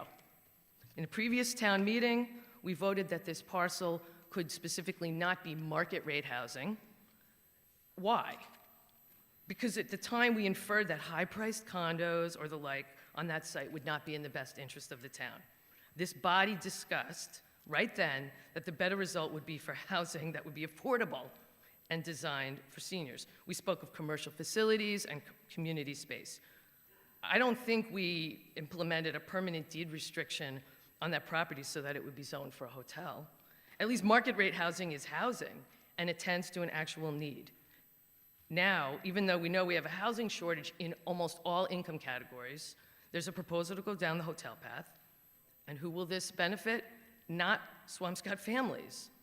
I don't know, visitors to Salem in October.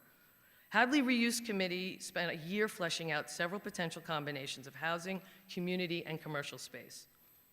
So now I want to know why we're creating a zoning overlay that doesn't say uses to include hotel and multifamily housing and commercial. It just says hotel.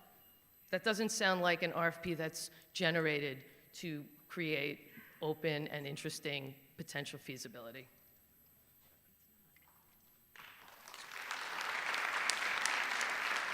I understand that there's a pastoral and idyllic thinking that leads to wanting a hotel on this site, and I too would love for there to be a place for my visitors to stay, but it's going to be a while before that site is viable for that kind of enterprise. The culmination of economic development in town, beach cleanup, etc. The need for senior affordable housing is urgent and very much now.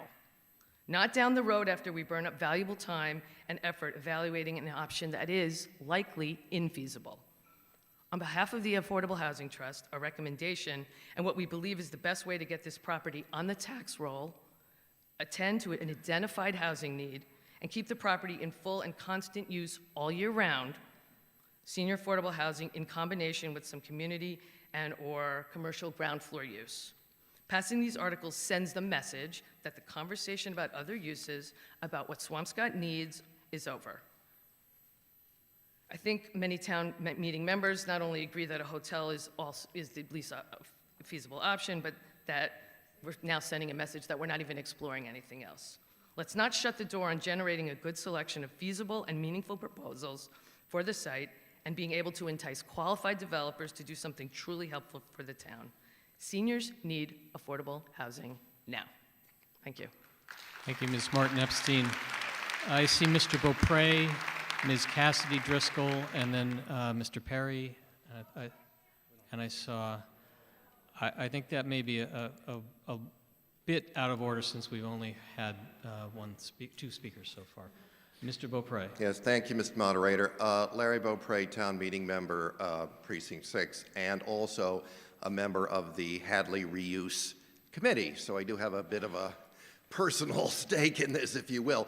I am here to speak in favor of the motion, and please allow me to say I am completely in favor of increasing our affordable housing stock. I know it is an important issue in the town, and I have supported the Mashan School being turned into senior affordable housing.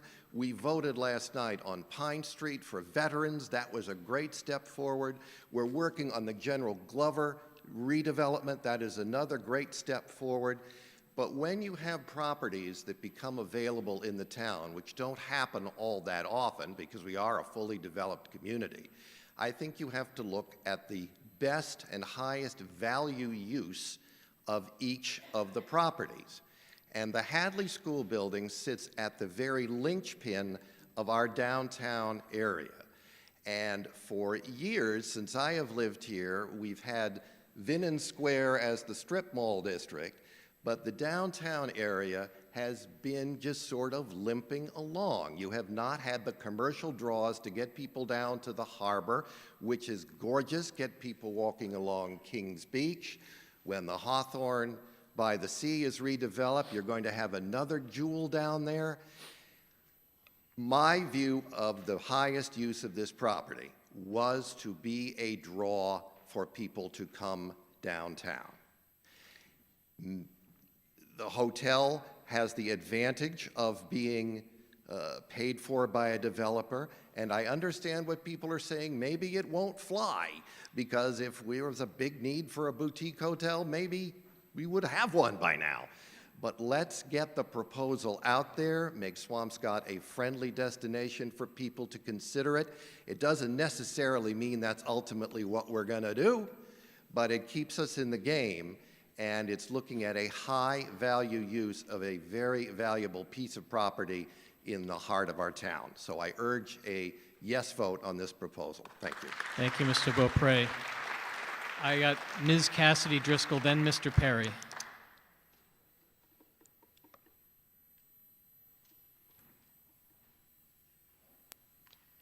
Tara Cassidy Driscoll, Precinct 6, Town Meeting Member.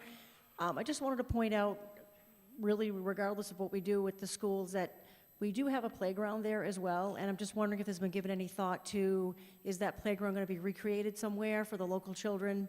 It's been there for a long time, and I know over the years, when my kids were younger, I used it as well. So just I want to throw that out there.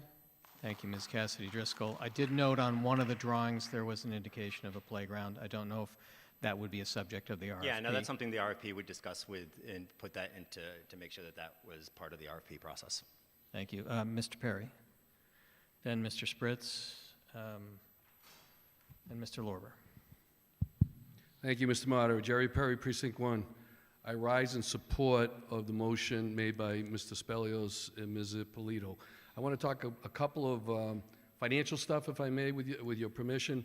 The concept of having this hotel there will generate revenue for the town. I think that's well understood.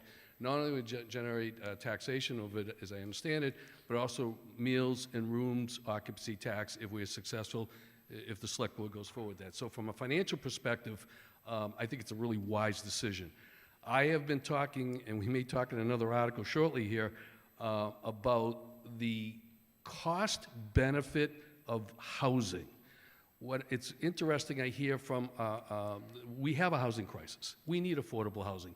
But not every single project should be affordable housing. We have to kind of have some common sense, in my view, to understand that some things, it can't be all housing. Residential property values, based on my professional experience, is very stressful to the budgetary process of any municipality. It's difficult because you have things like whether it's children, you have public safety needs, you have traffic issues, the list is endless, and it gets very difficult when you constantly put residential properties on the tax rolls.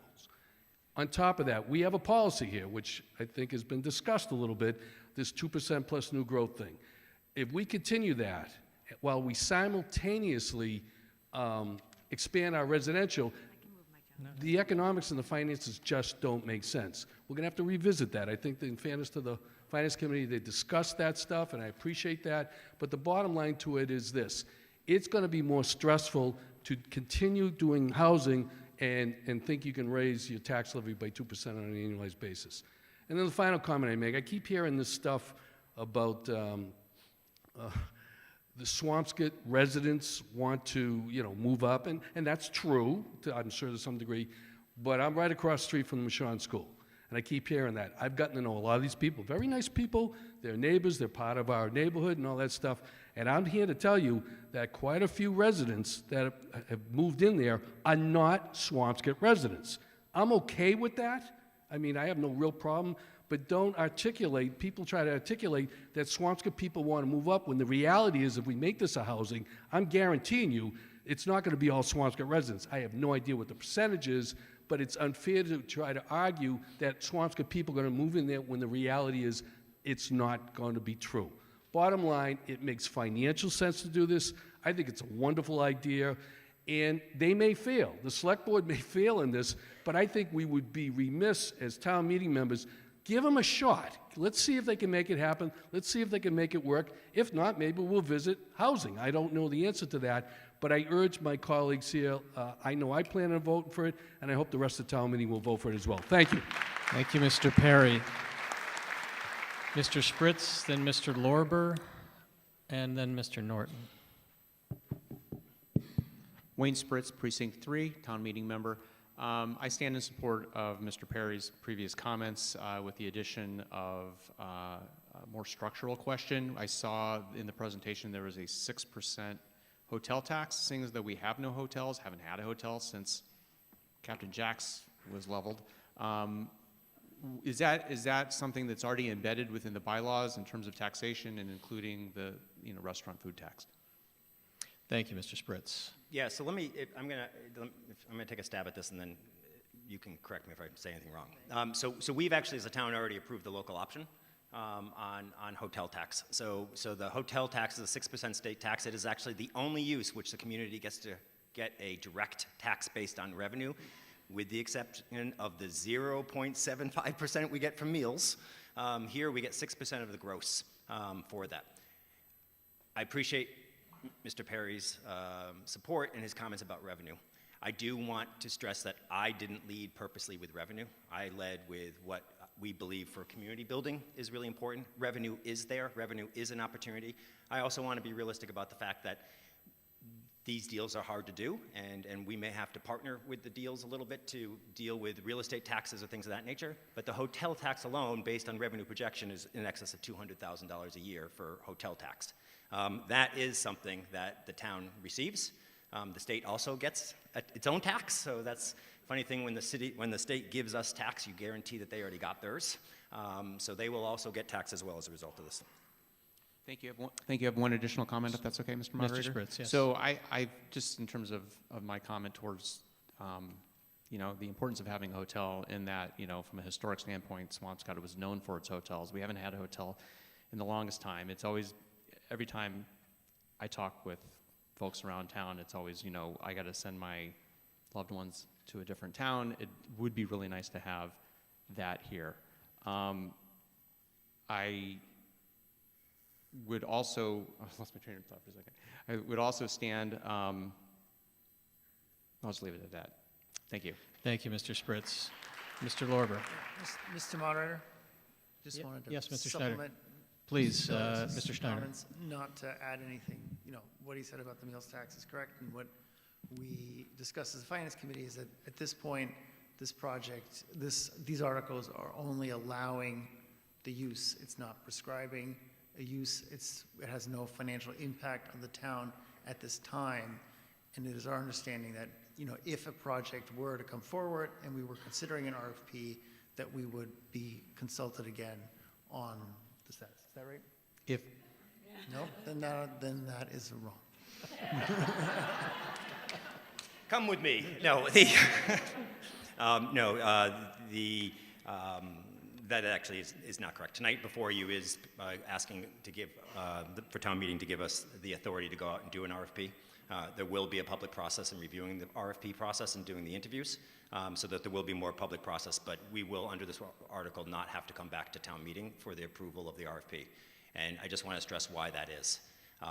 We want to go out to the market, and we're going to work the market because we think it's that important to work the market and go find those investors, people that have the wherewithal to do it, whether it's a passion investment, a Wall Street type investment, whatever it is, the people that can do this, that have done this. We want to bring them here and do this. I think we can all look a little bit in the mirror and realize that the history of Swampscott, if you Google us and developments and projects, is a little bit hairy. And we are trying to make clear by asking you permission tonight and by passing zoning tonight so that we can, to this hotel community, to these investors that are going to be making upwards to a $25 million investment in our community, potentially, to let them know that the welcome mat is out for them. So it's a very important element of why this question, the warrant article, is the way it is tonight before you. Thank you, Mr. Spelios. Mr. Lorber, then Mr. Rodriguez. Thank you, Mr. Moderator. Good evening, Terry Lorber, Precinct 5.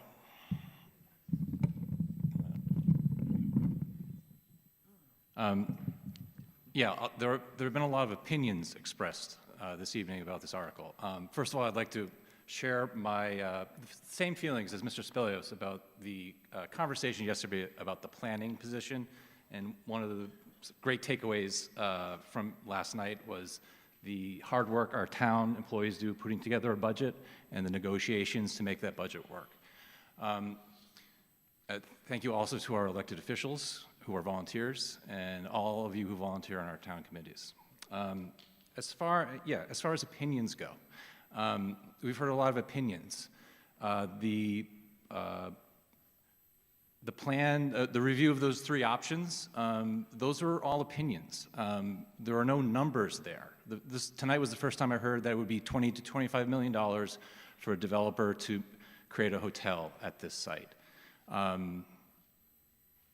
I also hear that maintaining a building is exponentially more expensive than selling it off.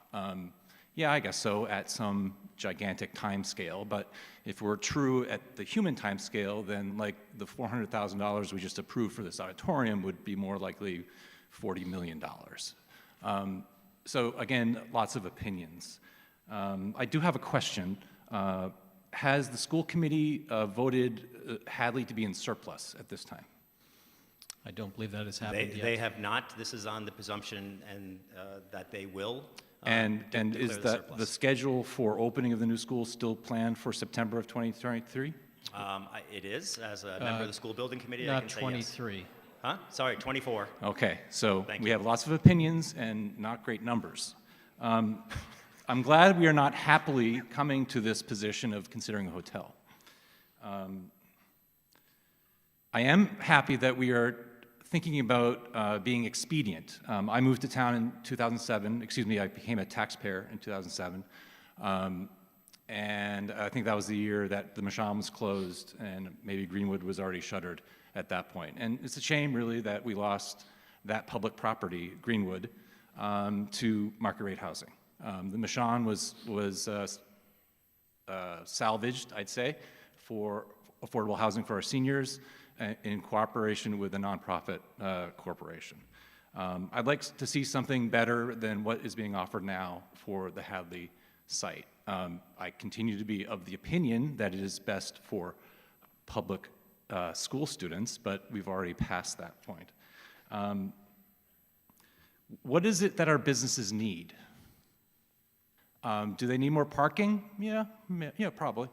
Do people come here because there's parking, or do they come here because there's a beach? Are we coming to a boutique hotel, or are we coming here to go to the beach that might have a hotel? These are hard questions. I do think the widening of the sidewalk is a boon to our businesses and is a great benefit to them. People want to eat outside. That's an infrastructure change that helps our businesses. I can think of a business that needs a seawall right now more than it needs parking. I guess lastly, I'll end with another private company that operates on a ground lease in our town. It's the local cannabis company. In case you didn't know, it's local. That's why they have a mountain in their logo. I think of mountains when I think of our town. if you trace through the ownership of local cannabis through the Cannabis Commission, the Cannabis Control Commission, and the Secretary of State, you end up with addresses in Canada and California. No offense against those locations, but this is not locally owned by any stretch of the imagination. And by the way, they're selling in inserts in the daily item. So I don't know how well this business is doing. I don't know their numbers, but I don't suspect they're doing that well. How we got here is not unlike what we're about to do now in changing zoning to sweeten the deal to attract a particular developer to do a particular thing. If we want to attract the best deal for our community, we need to allow them through the free market to offer us the best deal. We shouldn't be giving away public property to private developers without giving us a fair shake first. Thank you. Thank you, Mr. I'd like to call the question. I'm sorry, I did recognize Mr. Rodriguez first. Thank you, Mr. Moderator.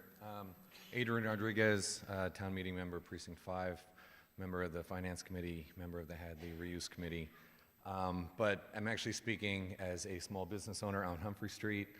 I stand in support of the motion for the hotel. You have all noticed recently several businesses have been shuttered, the Hiccup, Zest Friends.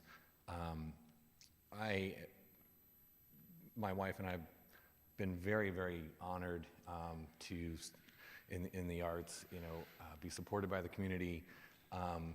But being an artist and selling art is not necessarily always a get-rich-quick scheme. Probably quite the opposite. And what I see when I leave work, in the evenings, is a lot of businesses are closed. The restaurants are closed, as I already mentioned.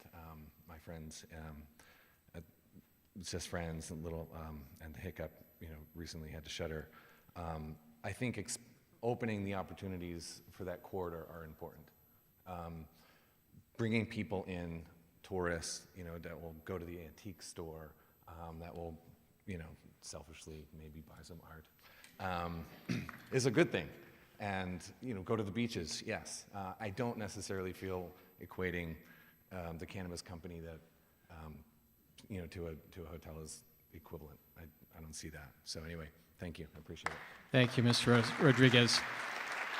I did interrupt Mr. Lorber, who had the floor. If you would still like to call the question, I'm sorry, I'd already recognized Mr. Rodriguez by name. If we do want to continue the debate, all we need to do is defeat his motion. Mr. Lorber, you're still here. Is that still in motion? Thank you, ma'am. I hear you. And let's, if this is defeated, we will continue debate. And we also still have the next motion to get to. Yes, Mr. Lorber. Yeah, I call the question. Okay, thank you. Is it a point of order, personal privilege, Ms. Cameron? I don't know. If you have a point of do you have a point of order? I just want to ask one little question about, on 12, it says Hadley's at 20 Reddington Street, but being the newly retired elementary secretary from Hadley, we've been putting 24 for 100 years. I will make sure that that's noted. Thank you. Anybody else have a point of personal privilege or a point of order? Mr. Lorber is asked to call the question. Is there a second? If we want to continue debate, all we need to do is defeat this motion. All those in favor of Mr. Lorber's motion to end debate, raise your hand. All those opposed? The motion fails. We continue. Ma'am, please.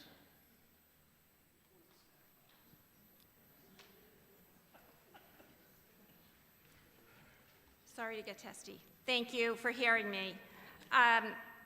Kim, thank you for bringing up those important points. I'm sorry, ma'am, could you please identify yourself? My name is Maura Lau. I'm in Precinct 3. I appreciate being heard. Kim, thank you for bringing up those important points. I do think that the Reuse Committee had a great procedure to it. The 3 options are fantastic. Put them back up.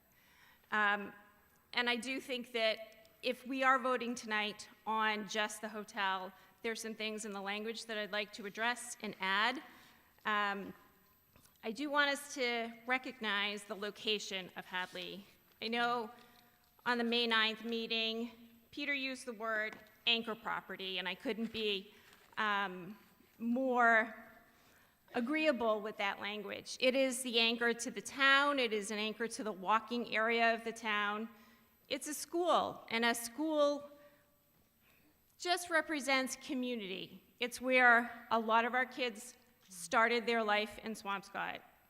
And I think the spirit of that start and that spirit of the school needs to be really mindful if this does become a hotel.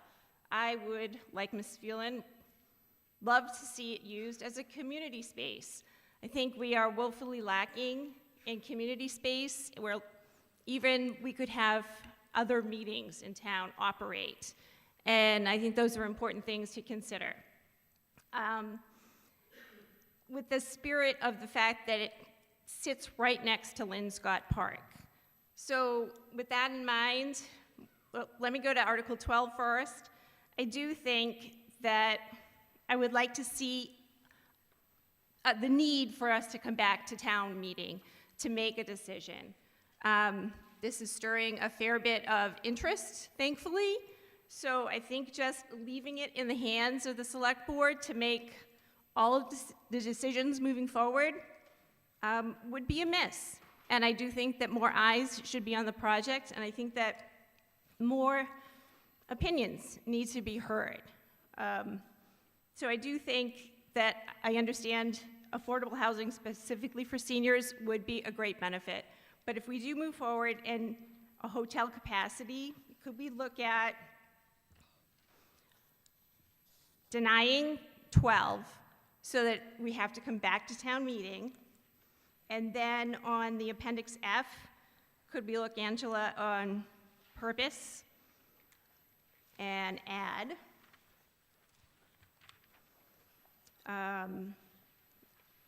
In the very last line where we get to this bylaw is meant to establish development that protects historic and cultural resources and foster a connection between the Hadley School building, strike district and, comma, the natural built environment that considers proximity to Linscott Park, so that language is in there, so that there's some consideration that, let me continue actually, built environment that considers proximity to Linscott Park and its use as primary open space for community engagement, period. And additionally, an interior community space shall be included in any establishment created. That's my proposal. Thank you, Ms. Lau. We don't have a motion on Article 19, though we will shortly. Please leave that Sure. writing with the town clerk. I'm trying to find some people who haven't spoken yet. Mr. Powell, is that you raising your hand? And then Mr. Norton, and I'm sorry, yes. Go ahead, Mr. Powell. Thank you, Mr. Moderator. Bob Powell, Precinct 4, Chair of the Council on Aging, Co-Chair of the Swampscott for All Ages, and Board Member of the Swampscott Retirement Board. I'm here neither to speak for or against this hotel, but I want to give a little bit of background.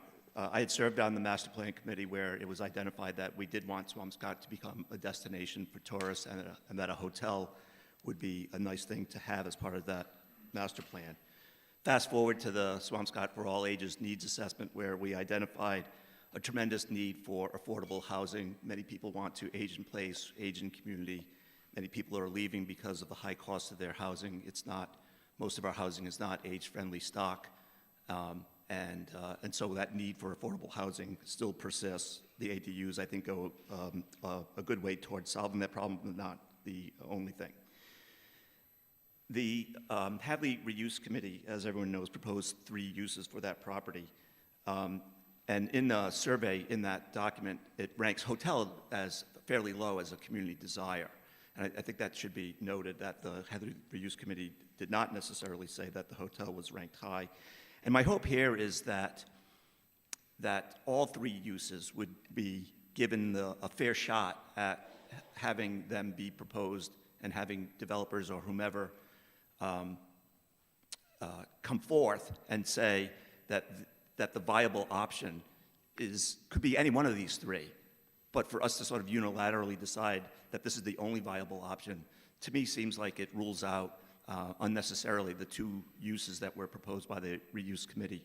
And so that would be my hope, is that the other two uses, whether they're viable or not, be given the sunshine to determine that. So thank you. Thank you, Mr. Powell. Mr. Norton, then Mr. Lehman, and then Mr. Pilot after that. I'm trying to recognize people who haven't spoken yet.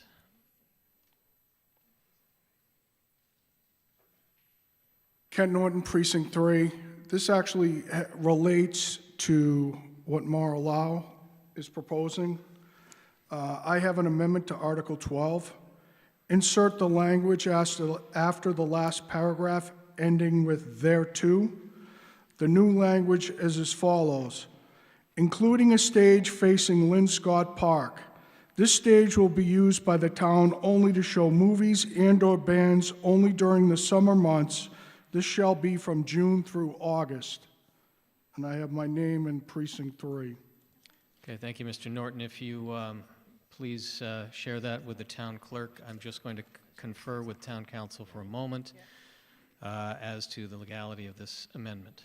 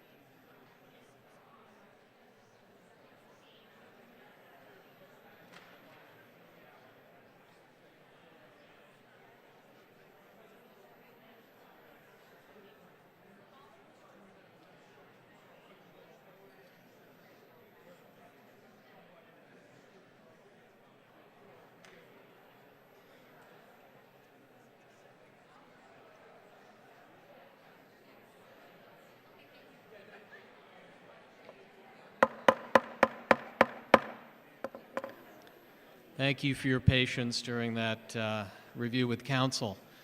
Mr. Norton's amendment to require any developer proposing a hotel to also include a stage on what I believe is the west-facing portion of the historic building. Is there a second to that amendment? The amendment to the initial motion by Mr. Schneider is now on the floor. Is there anyone who would care to discuss, to ask questions, or to debate? Is there any comment from Mr. Schneider, Mr. Miscellaneous, or Ms. Ippolito?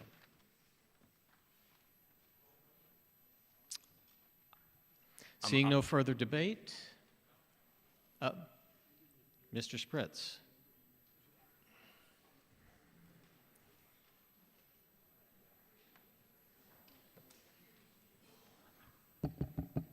Wayne Spritz, Precinct 3. So regarding Ken's amendment, so I've been a major advocate of having a stage over in the new development across the street on the Anthony's property.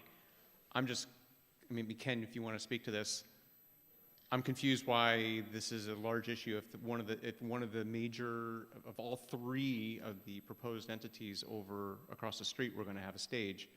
Is there a feeling that you wanted to have a stage here, knowing that there would be a stage across the street as well? Thank you, Mr. Spritz. Yeah. Mr. Norton, if you're going to reply, I appreciate it, but you do need to use a mic.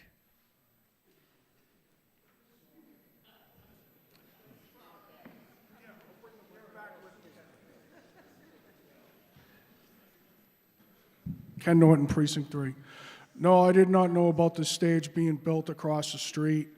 With the discussion initially with proposals A, B, and C, 1, 2, and 3, there was discussion about a stage being built adjacent to Lynn Scott Park, facing Lynn Scott Park, so movies, they could have family night when we have Friday night movies, we have the concerts, they could use that stage and utilize the park.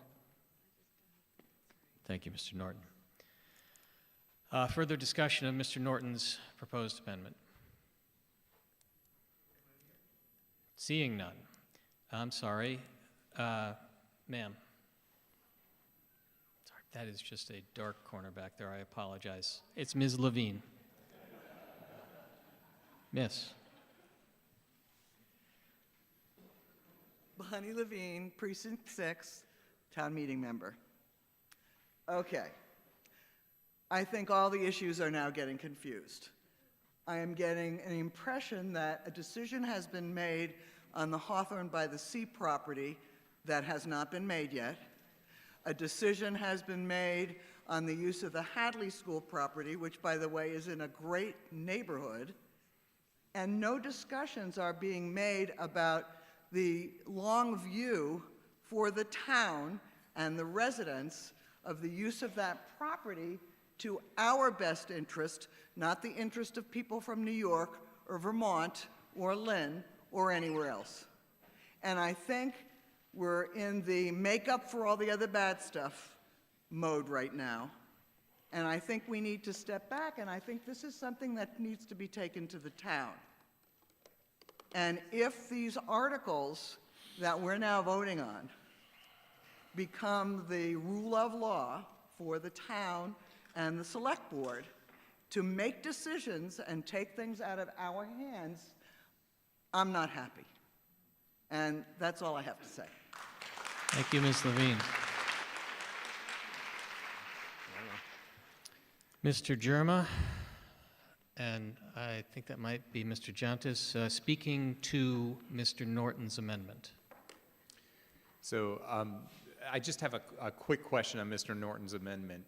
This seems incredibly specific, where what we're discussing is actually something much more general. And I'm just sort of curious if this is the type of thing that you want to insert onto this, because this is a very specific planning move. It's locating an object on a site where everything up to this point is actually more general and not as specific in nature. So I think that would be my question on why we would want to tag this on.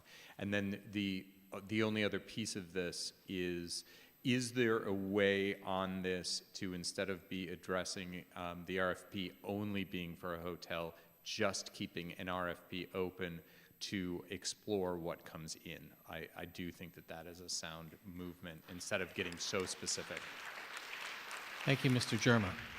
Mr. Juntis, I believe you had your hand up. Again, to Mr. Norton's amendment. Thank you, Mr. Moderator. John Jantis, Precinct 4, Town Meeting Member, School Committee Member. This is not directly to Mr. Norton's proposed amendment. I did have a couple of thoughts. If you want me to hold until we dispose of this particular issue, I'm happy to do that. Speak in a few minutes. Let's see if we can come to a decision on this amendment, then we can come back to the main motion as amended. Anybody else wish to speak on the topic of Mr. Norton's amendment? Okay, this is a simple, I'm sorry, Ms. Lau.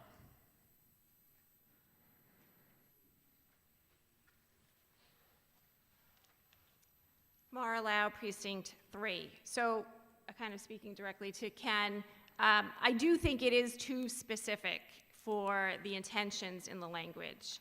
I do hope still that in the spirit of Article 12 that we will consider the fact that to proceed with a hotel, that it does need to come back to town meeting. And my understanding from reading the article is that would be that the vote would fail on Article 12 in order for that to happen. Am I correct, Mr. Moderator? If the motion that has been proposed under Article 12, with or without the amendment, passes, you are empowering your select board to exercise their powers. Okay, great. So I would respectfully request that Mr. Norton maybe considers removing the specific language. I intentionally, with my piece on 19, left it broad just to kind of convey the spirit of the fact that it is a community space and adjacent to a community space without specifics. One, I think specifics actually get more tricky to support. And the intention here, I think, is the point. So that would be my respectful request. Thank you, Ms. Lau. Further discussion on Mr. Norton's proposed amendment. This is a simple majority vote. All those in favor of the amendment to require a stage on the western face of the existing historic building for use by the town, and I paraphrase, but I believe I have the sense of this correctly, for use in public events, whether it be movies or other performances. All those in favor of Mr. Norton's amendment, please raise your hand. All those opposed? The motion fails. We now return to the main motion as proposed by Mr. Schneider. I see a number of hands. Ma'am?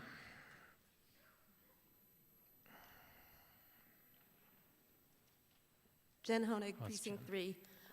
I appreciate that we went through the proposed uses that the Hadley Committee came up with, but I feel that we sort of quickly went over the affordable housing options and the negatives. I didn't think that the negatives listed were necessarily specific to that option. Density could be a problem with a hotel. It could be, or it may not be a problem for either option. It may just be a feature of it.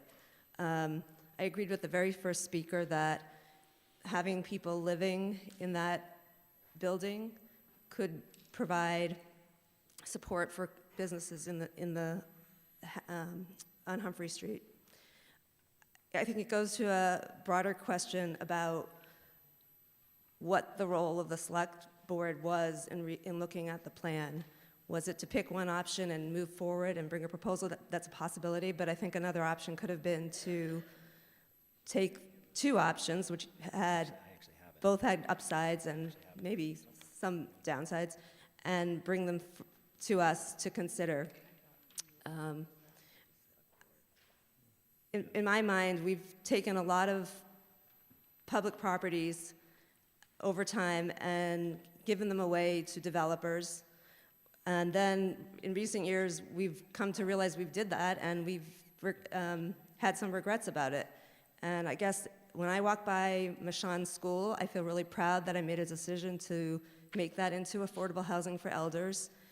And I would feel proud to do that for this property as well, to let older people who don't have much income live in a nice building. I'd feel more proud to do that than to, even if the town retained the property, to give it to a corporation to create a hotel for wealthy people. Thank you, Ms. Honig. Sir, we haven't heard from you yet. And then I will come, Mr. Lehman, I'm sorry, I did not get to you.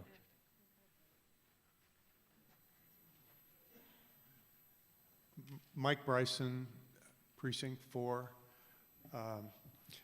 I'd just like to consider the fact that we're talking about a residential neighborhood adjacent to a community park and adjacent to a historic district. I don't think you put two-story garages in that kind of area, and that's really all I wanted to say. Thank you, sir. Mr. Lehman, and then I will begin to touch on other folks in the back and just in front of Mr. Lehman and Mr. Pilot. Jonathan Lehman, Precinct 6. I want to speak in support of this motion. I'm also on the Historical Commission, and I'm also very much in favor of affordable housing. I appreciate everything that's been said tonight about affordable housing, and I know that we're taking care of that certainly in several areas of town. I have to say that I was pleased with the Michon School. The Historic Commission went through that and made some recommendations for preservation of certain elements that were listened to, and it's just a wonderful place. But one of the earlier speakers, Larry, I think it was, mentioned that consider the area in town where this is, and I think that's the consideration that went in for recommending a hotel. Swampscott at one time had 20 hotels, and some of you might have seen the exhibit that the Historical Commission put together. It's in Town Hall right now. You can see all of those 20 hotels in Town Hall, but you can't see them when you walk around town because none of them are here. We do not have a single hotel in Swampscott. If Swampscott could support 20 hotels at one time, we can certainly use one boutique hotel. Some examples of boutique hotels have been given. The Hotel Marblehead has been on Pleasant Street under different names for many, many years. They've redone it. It's beautiful, and there are other places, and I think Peter mentioned the Hotel Salem, also a boutique hotel. I think it's a great idea for that location. I know that there's consideration for other areas of town, but I think we just need to consider that the town could use one hotel. And probably if we gave it some thought, we could all think of one relative that we would send to that hotel if it opened up tomorrow when we're visiting. Thank you, Mr. Lehman. Mr. Pilot, we haven't heard from you yet. And then, ma'am, just in front of Mr. Lehman. Dennis Pilot, Precinct 4. I guess one of the things we talked about last night with some of these things, where we have a really good effort being made by a lot of people to put these documents together, to really look and research this stuff. And last night we talked about how we really need to keep doing that and really pay attention to the work that these folks have done. So I just want to kind of really highlight that there's a master plan for a lot of different things. And we all have different things we all want, but there needs to be an overall balance, and I think we've tried really hard to get that balance and really kind of paying attention to that. I really think it's a good idea. The only question that I have on this is just, I don't know if we can get an update around Stacy Brook and Kings Beach. I have a hard time just wrapping my head around somebody dumping $20 million to put a hotel on one of the most polluted beaches in Massachusetts. So that's the only problem I have with it. But other than that, there's some great work and just applaud, and I think we really need to not minimize some of the, the work and really pay attention and really give you some of that value. Thank you, Mr. Pilat. I suspect the answer is the market will tell us, but I invite you to comment if at all. I'm sorry, say that one more time. I apologize. The market will tell us if the state of the beach is a challenge. The market will tell us. For some reason, hotels found success on the Boston Harbor for many years. Yeah. Fair enough. Yes, ma'am. And then all the way in the back next to Mr. Giantis. Mr. Moderator, whenever appropriate, I have some responses to some things. Thank Certainly. you. Hi, Maria Karamatsopolis, Town Meeting Member, Precinct 1. I just want to recall that the Reuse Committee presented a thoughtful SWOT analysis of all of the options at the beginning of this discussion. And I feel that a hotel would actually elevate the community. And for people that think that we wouldn't use it, think about the last time you wanted to have a retirement party or a bridal shower. Where can you go in town? The event space, as they also mentioned, is a major driver of their revenues, not just the hotel rooms. It's the restaurant, the catering, business meetings, etc. So I just wanted to speak out in support of that and remind the community that it is a community space when you can use those, use it for those events. Thank you, Ms. Karamatsopolis. Sir, in the back, and then I believe there was a question from, there was a response from Mr. Spelios. Mr. Deese, I see you. Mr. Giantis, go ahead, sir. Yes. So Damon Damati, I'm in Precinct 6, Town Meeting Member. So I'm wondering, I think there are a lot of weaknesses to the hotel. I don't think it's a good idea.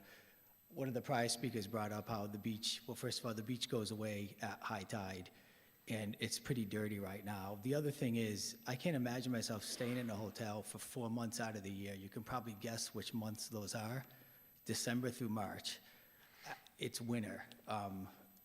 I just don't see it. The other thing with Mr. Spilo said about there's plenty of hotels in Boston. That's because Boston's 700,000 people. It's a major city. It's the biggest city in New England. I think that if we were a destination town that could support a hotel, maybe Captain Jack's wouldn't have closed. That was a boutique hotel. It closed, it got torn down, and now we have $1 million condos there, which I wasn't in favor of. But I don't think we're a destination town anymore. I think we're a seaside town. And I don't know if we can really support being this big destination town. I mean, what's gonna happen when that hotel closes? If the hotel's built and then it closes, then we're gonna have an empty commercial property sitting right there. So I don't have a perfect answer for what it should be. I just think a hotel is not a good idea. Thank you, sir. Mr. Spelios, then I will come back to some more comments from Mr. Dooley and ma'am. Go ahead, Mr. Spelios. Oh, me? Sorry, Hannah's getting up. Okay, then.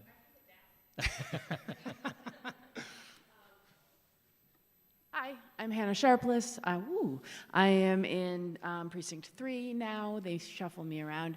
I generally feel conflicted about these kinds of events, aka town meeting, because I'm like, how am I supposed to be making decisions like this? And this is one that feels particularly big and sort of sudden, I'll be honest. But my question is not like, I'm not gonna say like, you should do this or you shouldn't do that. I just have one question, maybe a couple questions. What is the percentage of affordable housing that we have versus the state mandate right now? What is the percentage that we will have once the Pine Street and potentially Vinnon Square or Glover's Landing housing units are online? And I know that the state mandate is, I believe, 10%. I believe we are at about 1% right now. So my concern is not that we will have an overabundance of affordable housing. And I just also want to state, I am unequivocally undisturbed if the people who use our affordable housing are not from Swampscott. That should not be our primary concern. People who need affordable housing are the people who should be using affordable housing. Thank you, Ms. Sharpless. If we can, Tony, I see you. There was a specific factual question that I do not have the answer to. I will defer to either the town administrator or to... We're getting it. Fair. Just give us a minute. I'm sorry, say it again, sir? We're getting it. Just give us a minute and we'll have that Okay, answer. we'll have an answer for you in a moment. Ms. Vanderwitz, Mr. Dooley. Again, trying to recognize people who have not spoken yet. Tonya Bandrowitz, town meeting member and precinct 4.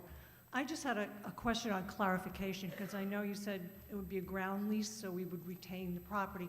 But as I read this, it seems that we are voting to authorize the select board to convey a parcel of land for a hotel, blah, blah, blah, on such terms and conditions as the select board deems appropriate. Is there an assurance that it will be a ground lease in this language that we're voting on? So we asked town council that's standard language for conveyance language for us to do. It's the exact same language that we did for the Michon School, which was a ground lease. I'm telling you that the select board is intention to do a ground lease. Now, that being said, if the market came back and we had 4 proposals and they all said they want fee instead of ground lease, fundamentally, and we're now going to get into real estate a little bit, the ground lease concept is more theoretical than it is real. Right? We did affordable housing. We did 39 units of affordable housing at the Michon School in a 99-year ground lease. Anybody really think about what happens in year 100?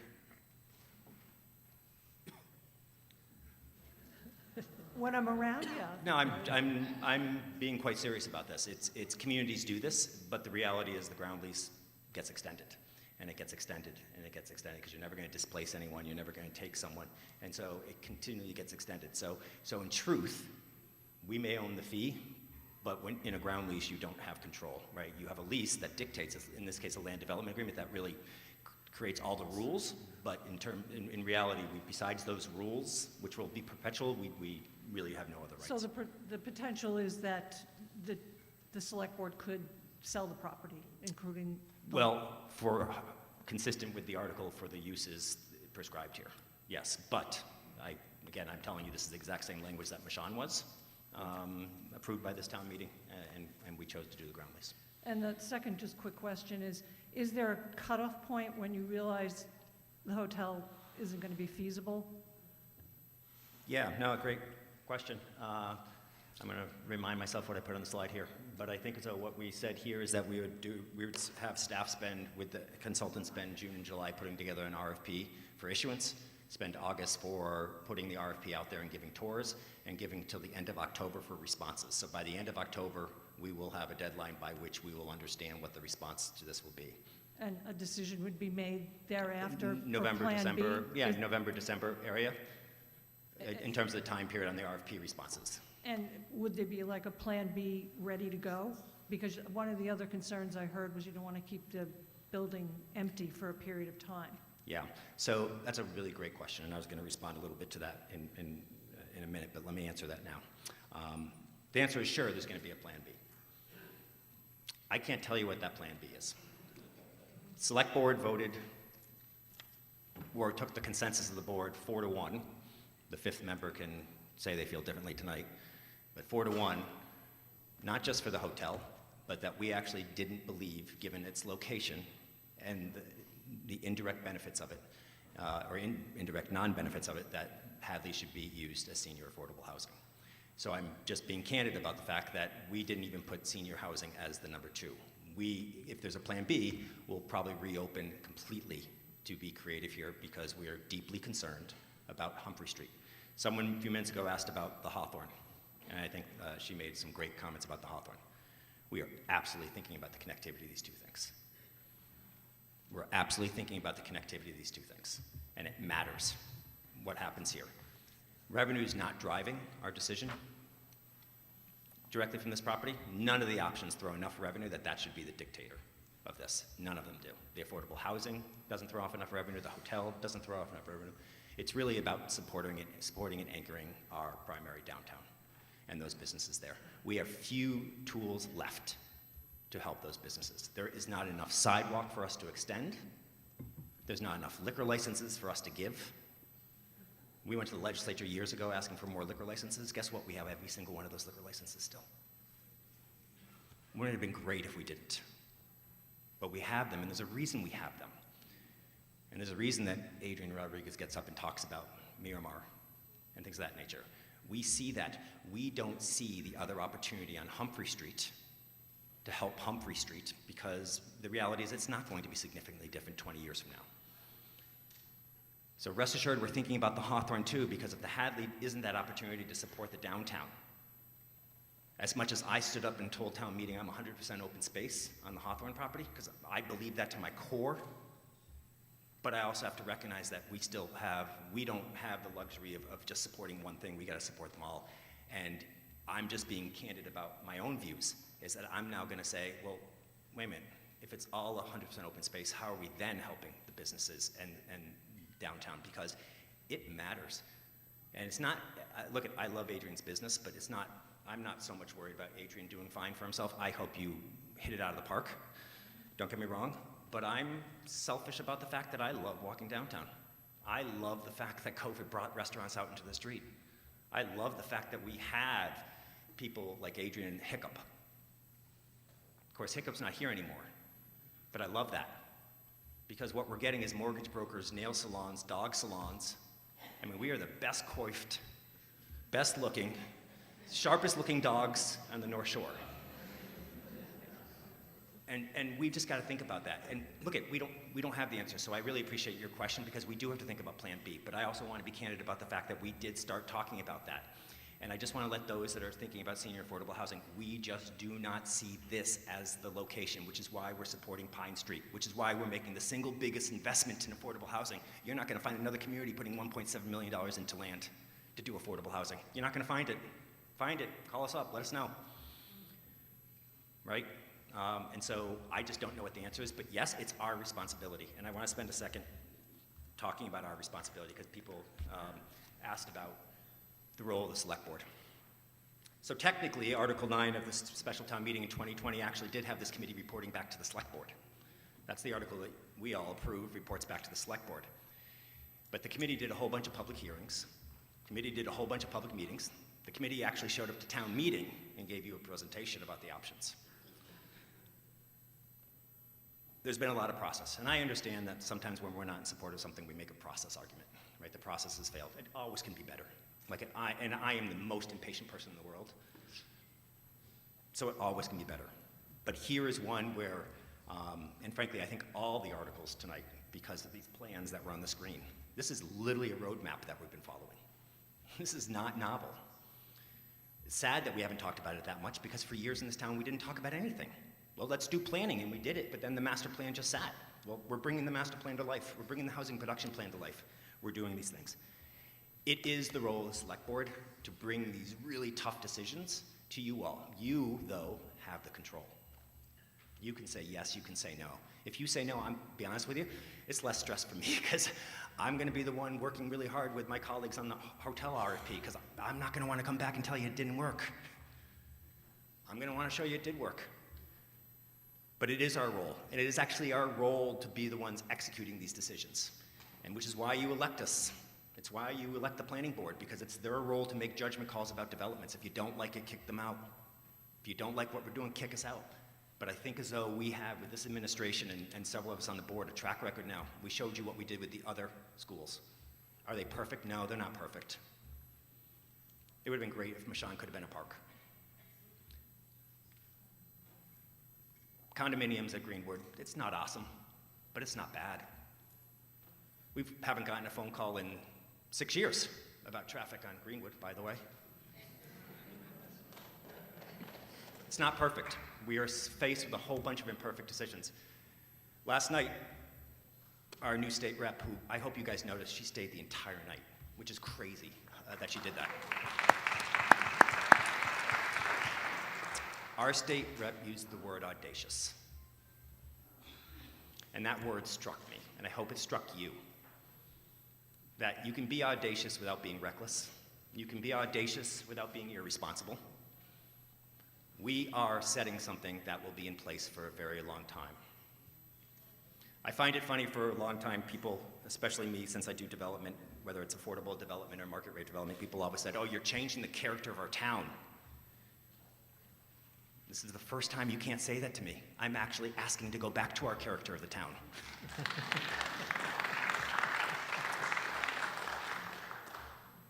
We appreciate everything people have said about the seasonal use. Pinnacle took that in consideration, and the economic performers that they've given us take into consideration that this is seasonal. I appreciate the conversation about this being a primary residential neighborhood. Of course, 5 years ago, this board, this town meeting, voted to include this property in the tourist overlay district. So this town meeting's actually already considered that question and recognized its role by including it in the tourist overlay district. I appreciate the comments about numbers. We can always have more numbers. We can have our own opinions, but we can't have our own facts. I ask people that want to see the numbers to go back and look at the reuse report, and you will see numbers. It is your decision. It's okay, whatever decision you make. We are willing to do the hard work, to pound the pavement, to do the best things. We are also neighbors to this property too. We have a planning board that's going to be in charge, an elected planning board of 5 people who's going to be in charge of reviewing every detail, scrubbing every detail in addition to our review. Same process we went through, different board, but same process for the Michon, for the Greenwood Middle School. We had our own negotiations with the developer for the land development agreement and said, you have to do this, you have to do this, you have to do this, you have to do this. And then they went to the zoning board, and the zoning board said, you have to do this, you have to do this, you have to do this. We have systems in place here. I personally don't support coming back and asking town meeting again for permission because I believe you will handicap greatly the process. And I believe that we will predestine a less likely outcome. And I would rather just not have us go run a fool's errand as opposed to trust us to do what I think we've done well previously. Not perfect. And if you voted no on those things and those things happened, you may not like them at all. But you all supported them and we all executed them, and so I'm asking you to trust us to go do this because I'm going to finish where I started. We don't want vacant buildings, and we believe this to be the best opportunity and give us a chance in the market to find that out. Thank you, Mr. Spelios. I think I had identified Mr. Deese, Mr. Dooley, and Ms. O'Connor. I have recognized Mr. Deese. Perhaps that is what he has in mind. I don't want to belabor the point. I think, Mr. Spelios did a good job of bringing us back to the beginning of this, which is a strong recommendation that we take the hotel route. I mean, if you look at the timeline here, it's hardly, 2 seasons, right? Just go to the beach for a while and we'll find out if it worked or not. And so, I just kind of wanted to speak to the sentiment of we've had a lot of people consider this and we've done a robust process, and it feels like it's time to just commit to that. But I will call the question. I think it's a good idea. Much as I prefer not to have a speaker call the question, that is still allowed under our bylaws. Is there a second to Mr. Deese's motion? This will end debate on Mr. Schneider's original motion under Article 12. Then we will take up a motion under Article 19. All those in favor of ending debate on the motion on Article 12, raise your hands. All those opposed, it is unanimous. We now move directly to a vote on Mr. Schneider's motion, which would adopt the language under Article 12. All those in favor of Mr. Schneider's motion, raise your hand. All those opposed, the motion carries. We now move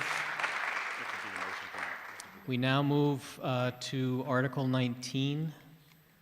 I'm hopeful that we have discussed it in great deal, perhaps not exhaustively, but Ms. Ippolito, would you please? Thank you, Mr. Moderator. Article 19, the Planning Board recommends that the town vote to amend the Swampscott zoning bylaw and zoning map as shown on the yellow handout entitled Appendix F and Appendix G. I move the recommendation of the Planning Board. Is there a second? Thank you. Ms. Ippolito? This, I'm not quite sure what else I need to say, except this zoning creates an overlay district for the Hadley School property, which would enable and control the development of a boutique hotel. I would mention that this is a use that's already allowed under our bylaw of the Humphrey Street Overlay District and the Tourist Overlay District, but by creating a zoning overlay, we have a more predictable and controlled process for the town and for any potential investor. I move the recommendation of the Planning Board. Oh, I think I already said that, so I think we can go ahead. Thank you, Ms. Ippolito. I know we have an existing proposed amendment by Ms. Lau. If you prefer, I will read it back to you since it was quite some time ago. Okay. No, we have dispensed with 12. We should be looking at 19 now. Thank you. She would move to amend the motion under Article 19, which refers to the handouts for, I believe it's F and G, by modifying the section 4.11.1.0 after the words Town of Swampscott, striking the last sentence and adding instead, this bylaw is meant to establish development that protects historic and cultural resources and foster connection between the Hadley School building, the natural built environment that considers proximity to Linscott Park, and its use as primary open space for community engagement. An interior community space shall be included in any establishment created. Do I have a second to Ms. Lau's motion to amend? Thank you. Seeing Mr. Spelios offering a second, do either of you two wish to comment on this? Well, I can say that I'm very much in support of adopting that language. Okay, very good. Is there further discussion on Ms. Lau's amendment?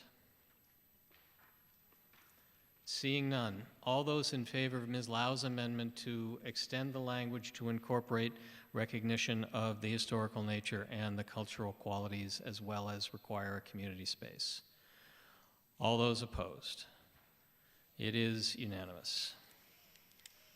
Further discussion on Ms. Ippolito's motion as amended by Ms. Lau. Mr. Germa.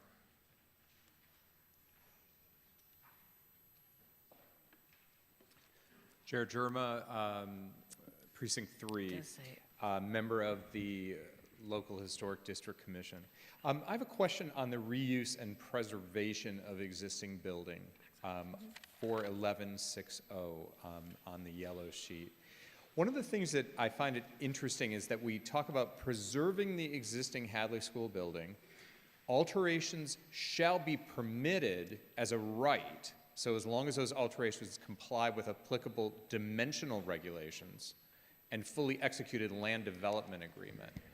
I'm not terribly comfortable with the fact that that doesn't seem to hold protections as to what the aesthetic, historic nature of the building is. This building is sited in a way in which it is the backdrop of Linscott Park.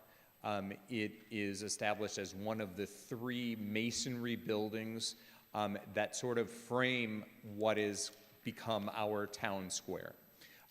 So I'm curious if there is somewhere else in here that any adherence to a restoration and what those outlines look like, or how those protections might be picked up later when looking through proposals. Thank you, Mr. Germa. Ms. Ippolito? Thank you. We would deal with those particular issues under the site plan process. There will be design guidelines for the overlay district, and we would certainly welcome the contribution of the Historic District Committee. Absolutely. In making sure that those are exactly where they should be.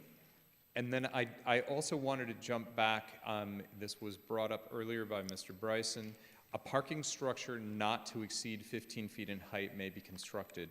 One of the things in looking at the planning that was done for this hotel is I was looking at the parking suggested. And with the addition of something like this, the drawings themselves were actually illustrating ground parking, and this would be increasing that significantly. I have great concerns about the adjacencies of both residential neighborhoods and Linscott Park, and also the requirements of lighting and creating a safe environment there, and what that impact would be on light pollution in a residential neighborhood. And one of the things that I do want to point out with many boutique hotels, different parking solutions come up. There are many hotels that are constructed that do not contain their own parking, and I can point to restaurants in the town of Swampscott that have been built or possibly overbuilt with zero parking. So I do think that there are ways to look at this where we're not creating a dense, paved, overlit area that is serving a single building, or even expanding parking when I don't really feel with the number of hotel rooms you have in there, there wouldn't be other types of valet parking or off-site parking options. Thank you, Mr. Germa. I know some of that was discussed in the select board meeting. Mr. Spelios, do you have a comment? Yeah, I appreciate Mr. Germa's comments, and I stand by the planning board's chair regarding design guidelines, and I think that's an appropriate response as to how that will be dealt with. Let me just speak quickly about parking. All the potential concerns can be mitigated as well with good design, and that's why we have an elected planning board to make sure of that. I want to speak, though, about parking, and I want to speak about something that, if you read it carefully and maybe twisted your eyes a little bit, you thought about parking, and you're like, wait a minute, why do we need parking there? And so the hotel needs parking, but I'm going to be honest with you. There's also the opportunity for us to invest to get town parking, and to think about that. And I say that because if town parking's not happening there, where's Plan B?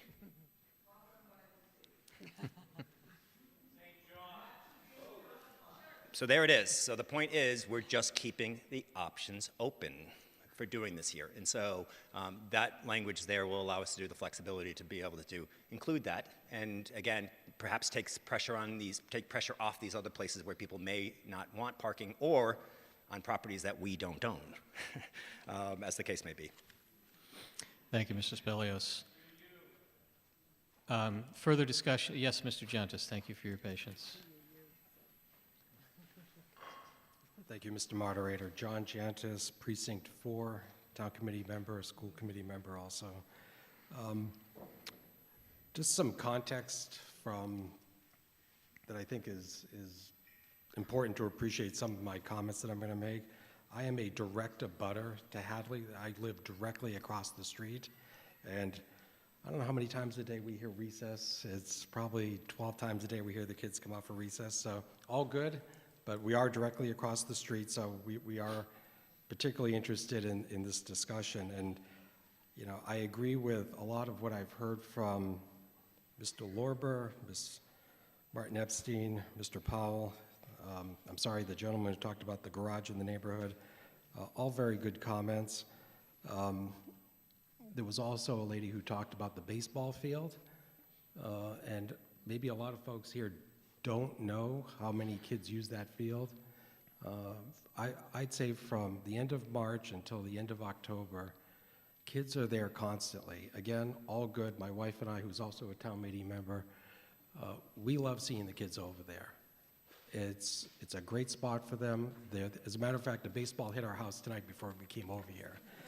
So they're using it all the time, and it's a great thing. And I'd hate to see that opportunity for them to gather and play go away or not be replaced in some fashion here in town. A couple other points. I heard Mr. Spelios talking about, I think you had said we want to have a welcome mat with parameters, and I couldn't agree more with that concept. I think parameters are very important. Reading through the article and the appendix, I noted the term "as of right" throughout that, and I kind of got a little concerned. I'm not a real estate attorney. I'm an attorney, but that's not my area of specialty. But when I see things like that, "as of right," again, as a direct abutter, I get concerned about where is my voice in this process? Is my voice going to be heard, or because it's as of right, my voice has now been, it's basically, it's already been factored in, and no more discussion. And Mr. Germercraft talked about light pollution, very good point. Noise pollution is a very good point. Before the mission closed every single summer, we hear the band on the roof of the Mission very clearly where we are. So we have to tolerate that all summer. The traffic issues, we'd like to have a voice in that, and so would the neighbors. I mean, the Blaney area has been notoriously challenging with traffic issues since we've been here. The number of hours noted in the appendix seems very open-ended. Again, I'm not sure where the community voice comes in on that, but it's just concerning when I see as of right scattered throughout this thing, and I wonder, and I'm sure others wonder who are in the neighborhood, where we get to plug in and voice our concerns. So, again, I think as far as a question, I would like to know, as I said, that language as of right, what that means as far as abutters, community neighbors, where we get to plug in and voice our concerns as this process unwinds if this does move forward. Thank you. Thank you, Mr. Gentis.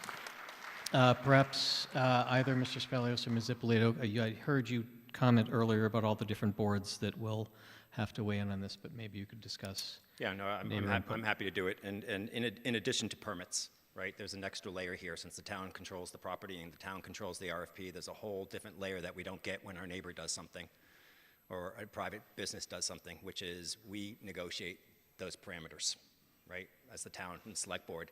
And if you go back and look at the Michon RFP and you look at the Greenwood RFP and you look at the land development agreement, it's a separate contract above and beyond permits. It's actually more regulated, more restricted than even the permits were in terms of all those details, Mr. Giantis, that you just talked about.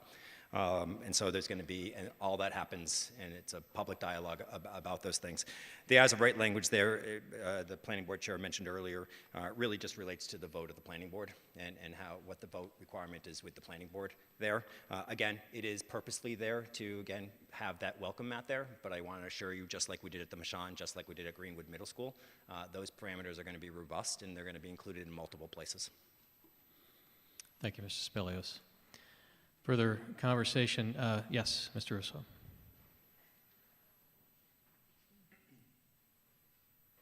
Sorry, I'm losing my voice just sitting there. Lenny Russo, Precinct 4. Firstly, I would like to say I'm glad we're having this discussion and debate. This is the spirit of what this town's about. So thoroughly vetting all of these options is key to the process. And I've talked to a few members of the board, and they came up with a good saying, hey, there is no perfect solution, but we're trying to find the best solution. And I agree with that, trying to move forward. So I am in support of the hotel concept, and I know it's not going to be a slam dunk, and it may not be happen, and we may not attract interested people to this project, but I'm hoping we do, and that we don't limit ourselves. I'd like to see the restaurant, the meeting space, and potentially even some shops in there. And I think it would be great for the town to have that as an anchor. But for those of us that live in this town, I saw the SWOT analysis that went with this as well, and it talked about traffic and parking. Those have to be the two biggest issues for us right now.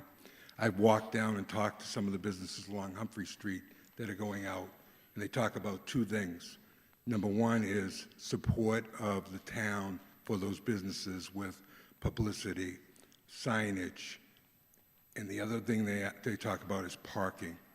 If anybody has tried to go get a haircut over at Rosa Brothers or try to go to a restaurant around town, you know that there's no parking in this town. And these businesses can't survive. It's not like a strip mall where there's plenty of parking. There is some foot traffic, but they need additional parking. Expanding these sidewalks is great, and I applaud that, but that's also going to limit parking. St. John's, we come up with all these solutions. St. John's doesn't want to give up their rights to that parking. They use it. Those sound like great alternatives, but they're not really good alternatives. We need to come up with parking in this town, and if you've driven through there or tried to go to work in the morning, you know that traffic is already horrendous. When we go to try to develop the Hawthorne property, we're going to be drawing more people in. When I look at this amendment to change the zoning, I just don't think 0.3 parking spaces per room is going to be adequate. People are going to be driving to these places. So 1 parking spot for every 3 rooms probably isn't going to cut it. And I believe nobody wants to see a big parking garage put up on that site, but there aren't a lot of alternatives. The one thing I will point out on when it talks about 4.11.5.0, it says that additional parking beyond the minimum required may be provided on the lot. Does this mean that possibly whoever goes and develops this property would not put a parking garage there? And the other question I have, is this big enough? We're putting a 65-foot building there, but we're afraid of a 15-foot parking garage? We need parking in this town. Parking is ugly, but I don't want to see it over on the waterfront either. So, I think I researched this a little bit, and the average height of a parking level is 11.5 feet. So I don't know how much parking you're going to get in a 15-foot structure, but I don't think it's going to be a lot. And I'm questioning whether this is enough parking and there's enough teeth in this proposal to create additional parking that we need. The second part is there any thought to the other SWOT analysis on traffic? It's a pretty small lot to have all this on there, a parking structure, a hotel, and have access in and out of that property. It's pretty congested now, and you can see the way we've changed one-ways there on Reddington and other places. How are we going to handle the traffic for the waterfront redevelopment and for the Hadley? Is there being given thought to that, or is that part of this process? Thank you, Mr. Russo. I know that you did at one point during your select board meeting discuss Pinnacle's point of view on necessary parking. Yeah, so look, Mr. Russo, you present some really good, thoughtful points and all things that we've thought about as well and talked with Pinnacle about in terms of parking ratios. The parking ratio is there because that's what the consultant's metrics say for a suburban. Most people are going to be using other means, whether it's an Uber coming from the airport or other things, and not having a car. But it also, this language does provide the flexibility for us to recognize if more parking is needed. I'm perfectly comfortable with what the parking parameters are, including the dimensions of a garage if a garage ever happened, because I'm not afraid of it, but I think, frankly, a one-level parking structure is ample, and we should be able to accommodate that. And in terms of traffic, of course I'm going to say that we currently house almost 400 kids in the Hadley School, not to mention the ones that are now over at the Blaney School. So sure. I'm confident you'll see an improvement there. But if you've been paying attention to the select board, I think you've heard a lot of frustration about traffic enforcement and speed enforcement and just pedestrian safety generally. And I'm grateful for you all tonight supporting the capital article with the $200,000 for that, because you will see the difference when we start. Reddington Street is one of the 20 locations that have been identified by the police department for one of these. I hate speed pillows. Can we just call them speed humps? But we'll start seeing the difference there. So we are very acutely aware of the traffic thing and trying to balance the enforcement versus traffic calming measures to make sure that we are dealing with that, to make sure that we still recognize no matter what we do in this town, we are a pedestrian town. We are a 3-square-mile town. Our kids will always be walking to school. We will always be walking downtown, and that has to be a core part of everything we do. Right. Oh, I appreciate that, and I realize that when school is out, it's a lot easier to get around, but there's only 2 ways in and out of town, and that's one of them, and it's a very busy corner, and we're talking about putting more things there, not less. And I will tell you that pedestrian safety is also a concern. Slowing down is fine, but it's not going to limit the amount of cars that go across there. And I recognize that 0.3 is good for a Boston hotel where people are coming from the airport. But if you look at some of the other hotels, like the Hawthorne Hotel in Salem, who is a boutique hotel. They have a parking lot next to it, and they still have a parking problem. And with all due respect, I don't want to see a huge parking structure, but I think that putting more teeth in here and putting more parking in place is going to help our businesses, because right now they're struggling and we can't keep businesses on Humphrey Street.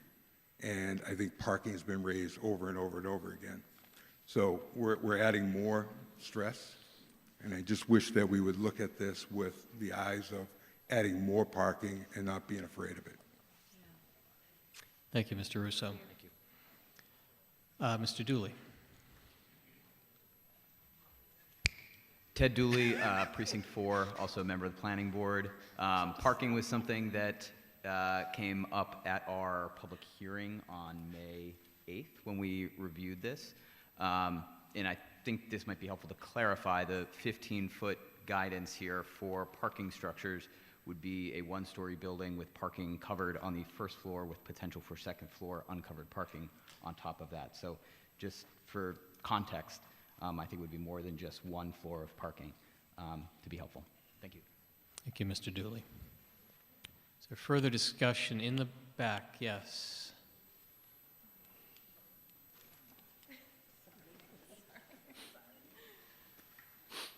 Hi, Justina Oliver, Precinct 4, member of the Swampscott Historical Commission and honored to be on the Hadley Reuse Committee. I just wanted to see if we should be clarifying that we want to preserve the original Hadley School building, not existing Hadley School building. And I also wanted to ask if the alterations section or wording, right now the Historical Commission oversees any major alterations on buildings over 75 years of age, and we worked really well with B'nai B'rith, with Mashawn, and the outcome was beautiful. And I would love to see Hadley have the same result, and if that we could be able to consult with whoever comes forward with any alterations on the Hadley School would be nice. Thank you, Ms. Oliver.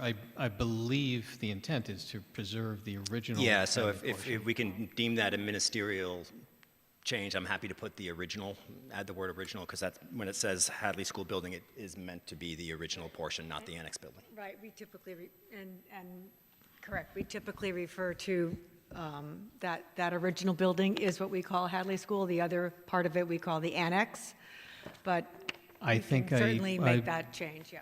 I hear that perhaps original 1912, 1910? I'm the one that said 20 Reddington Street, so don't listen to me. We will deem that as a ministerial addendum to your motion. Sir, in the back. My name is Tom Palaria. I live in Precinct 6. Everyone's been debating here, this body, for the last 2 days very vigorously. I had a procedural question. I wanted to see if it would be appropriate to make a motion to adjourn for the evening, knowing that we have a number of articles to tackle when this group reconvenes. I'm sorry, sir. Again, and a little slower. Would it be appropriate to make a motion to adjourn for the evening so that this body can reconvene and finalize the articles on another day? That certainly is available to us to make a motion to recess now. I intended to seek one after we have a vote on this. But Mr. Palaria has made a motion for us to recess. I'm okay to wait until after this vote, but after this vote, I'd like to make that motion if that's possible. Thank you. Mr. Perry. Yes, Mr. Perry has moved, and perhaps I hear a second, to call the question and end debate on this motion. All those in favor of ending debate, please raise your hand. All those opposed, it is unanimous. We move now directly to a vote on Ms. Ippolito's motion as amended by Ms. Lau, inclusive of the ministerial change to insert the word original before the word Hadley building in the historical preservation section. I remind you we are voting on the yellow handout for Appendix F and the original map, Appendix G, found in your printed warrant. With that said, all those in favor of Ms. Ippolito's motion, please signify by raising your hand. This does require a 2/3 vote. All those opposed, it is practically unanimous. All right, I would at this point accept a motion to recess until 7 p.m. tomorrow evening. Aye. Is there a second? All those in favor? All those opposed? This meeting stands recessed until 7 p.m. tomorrow.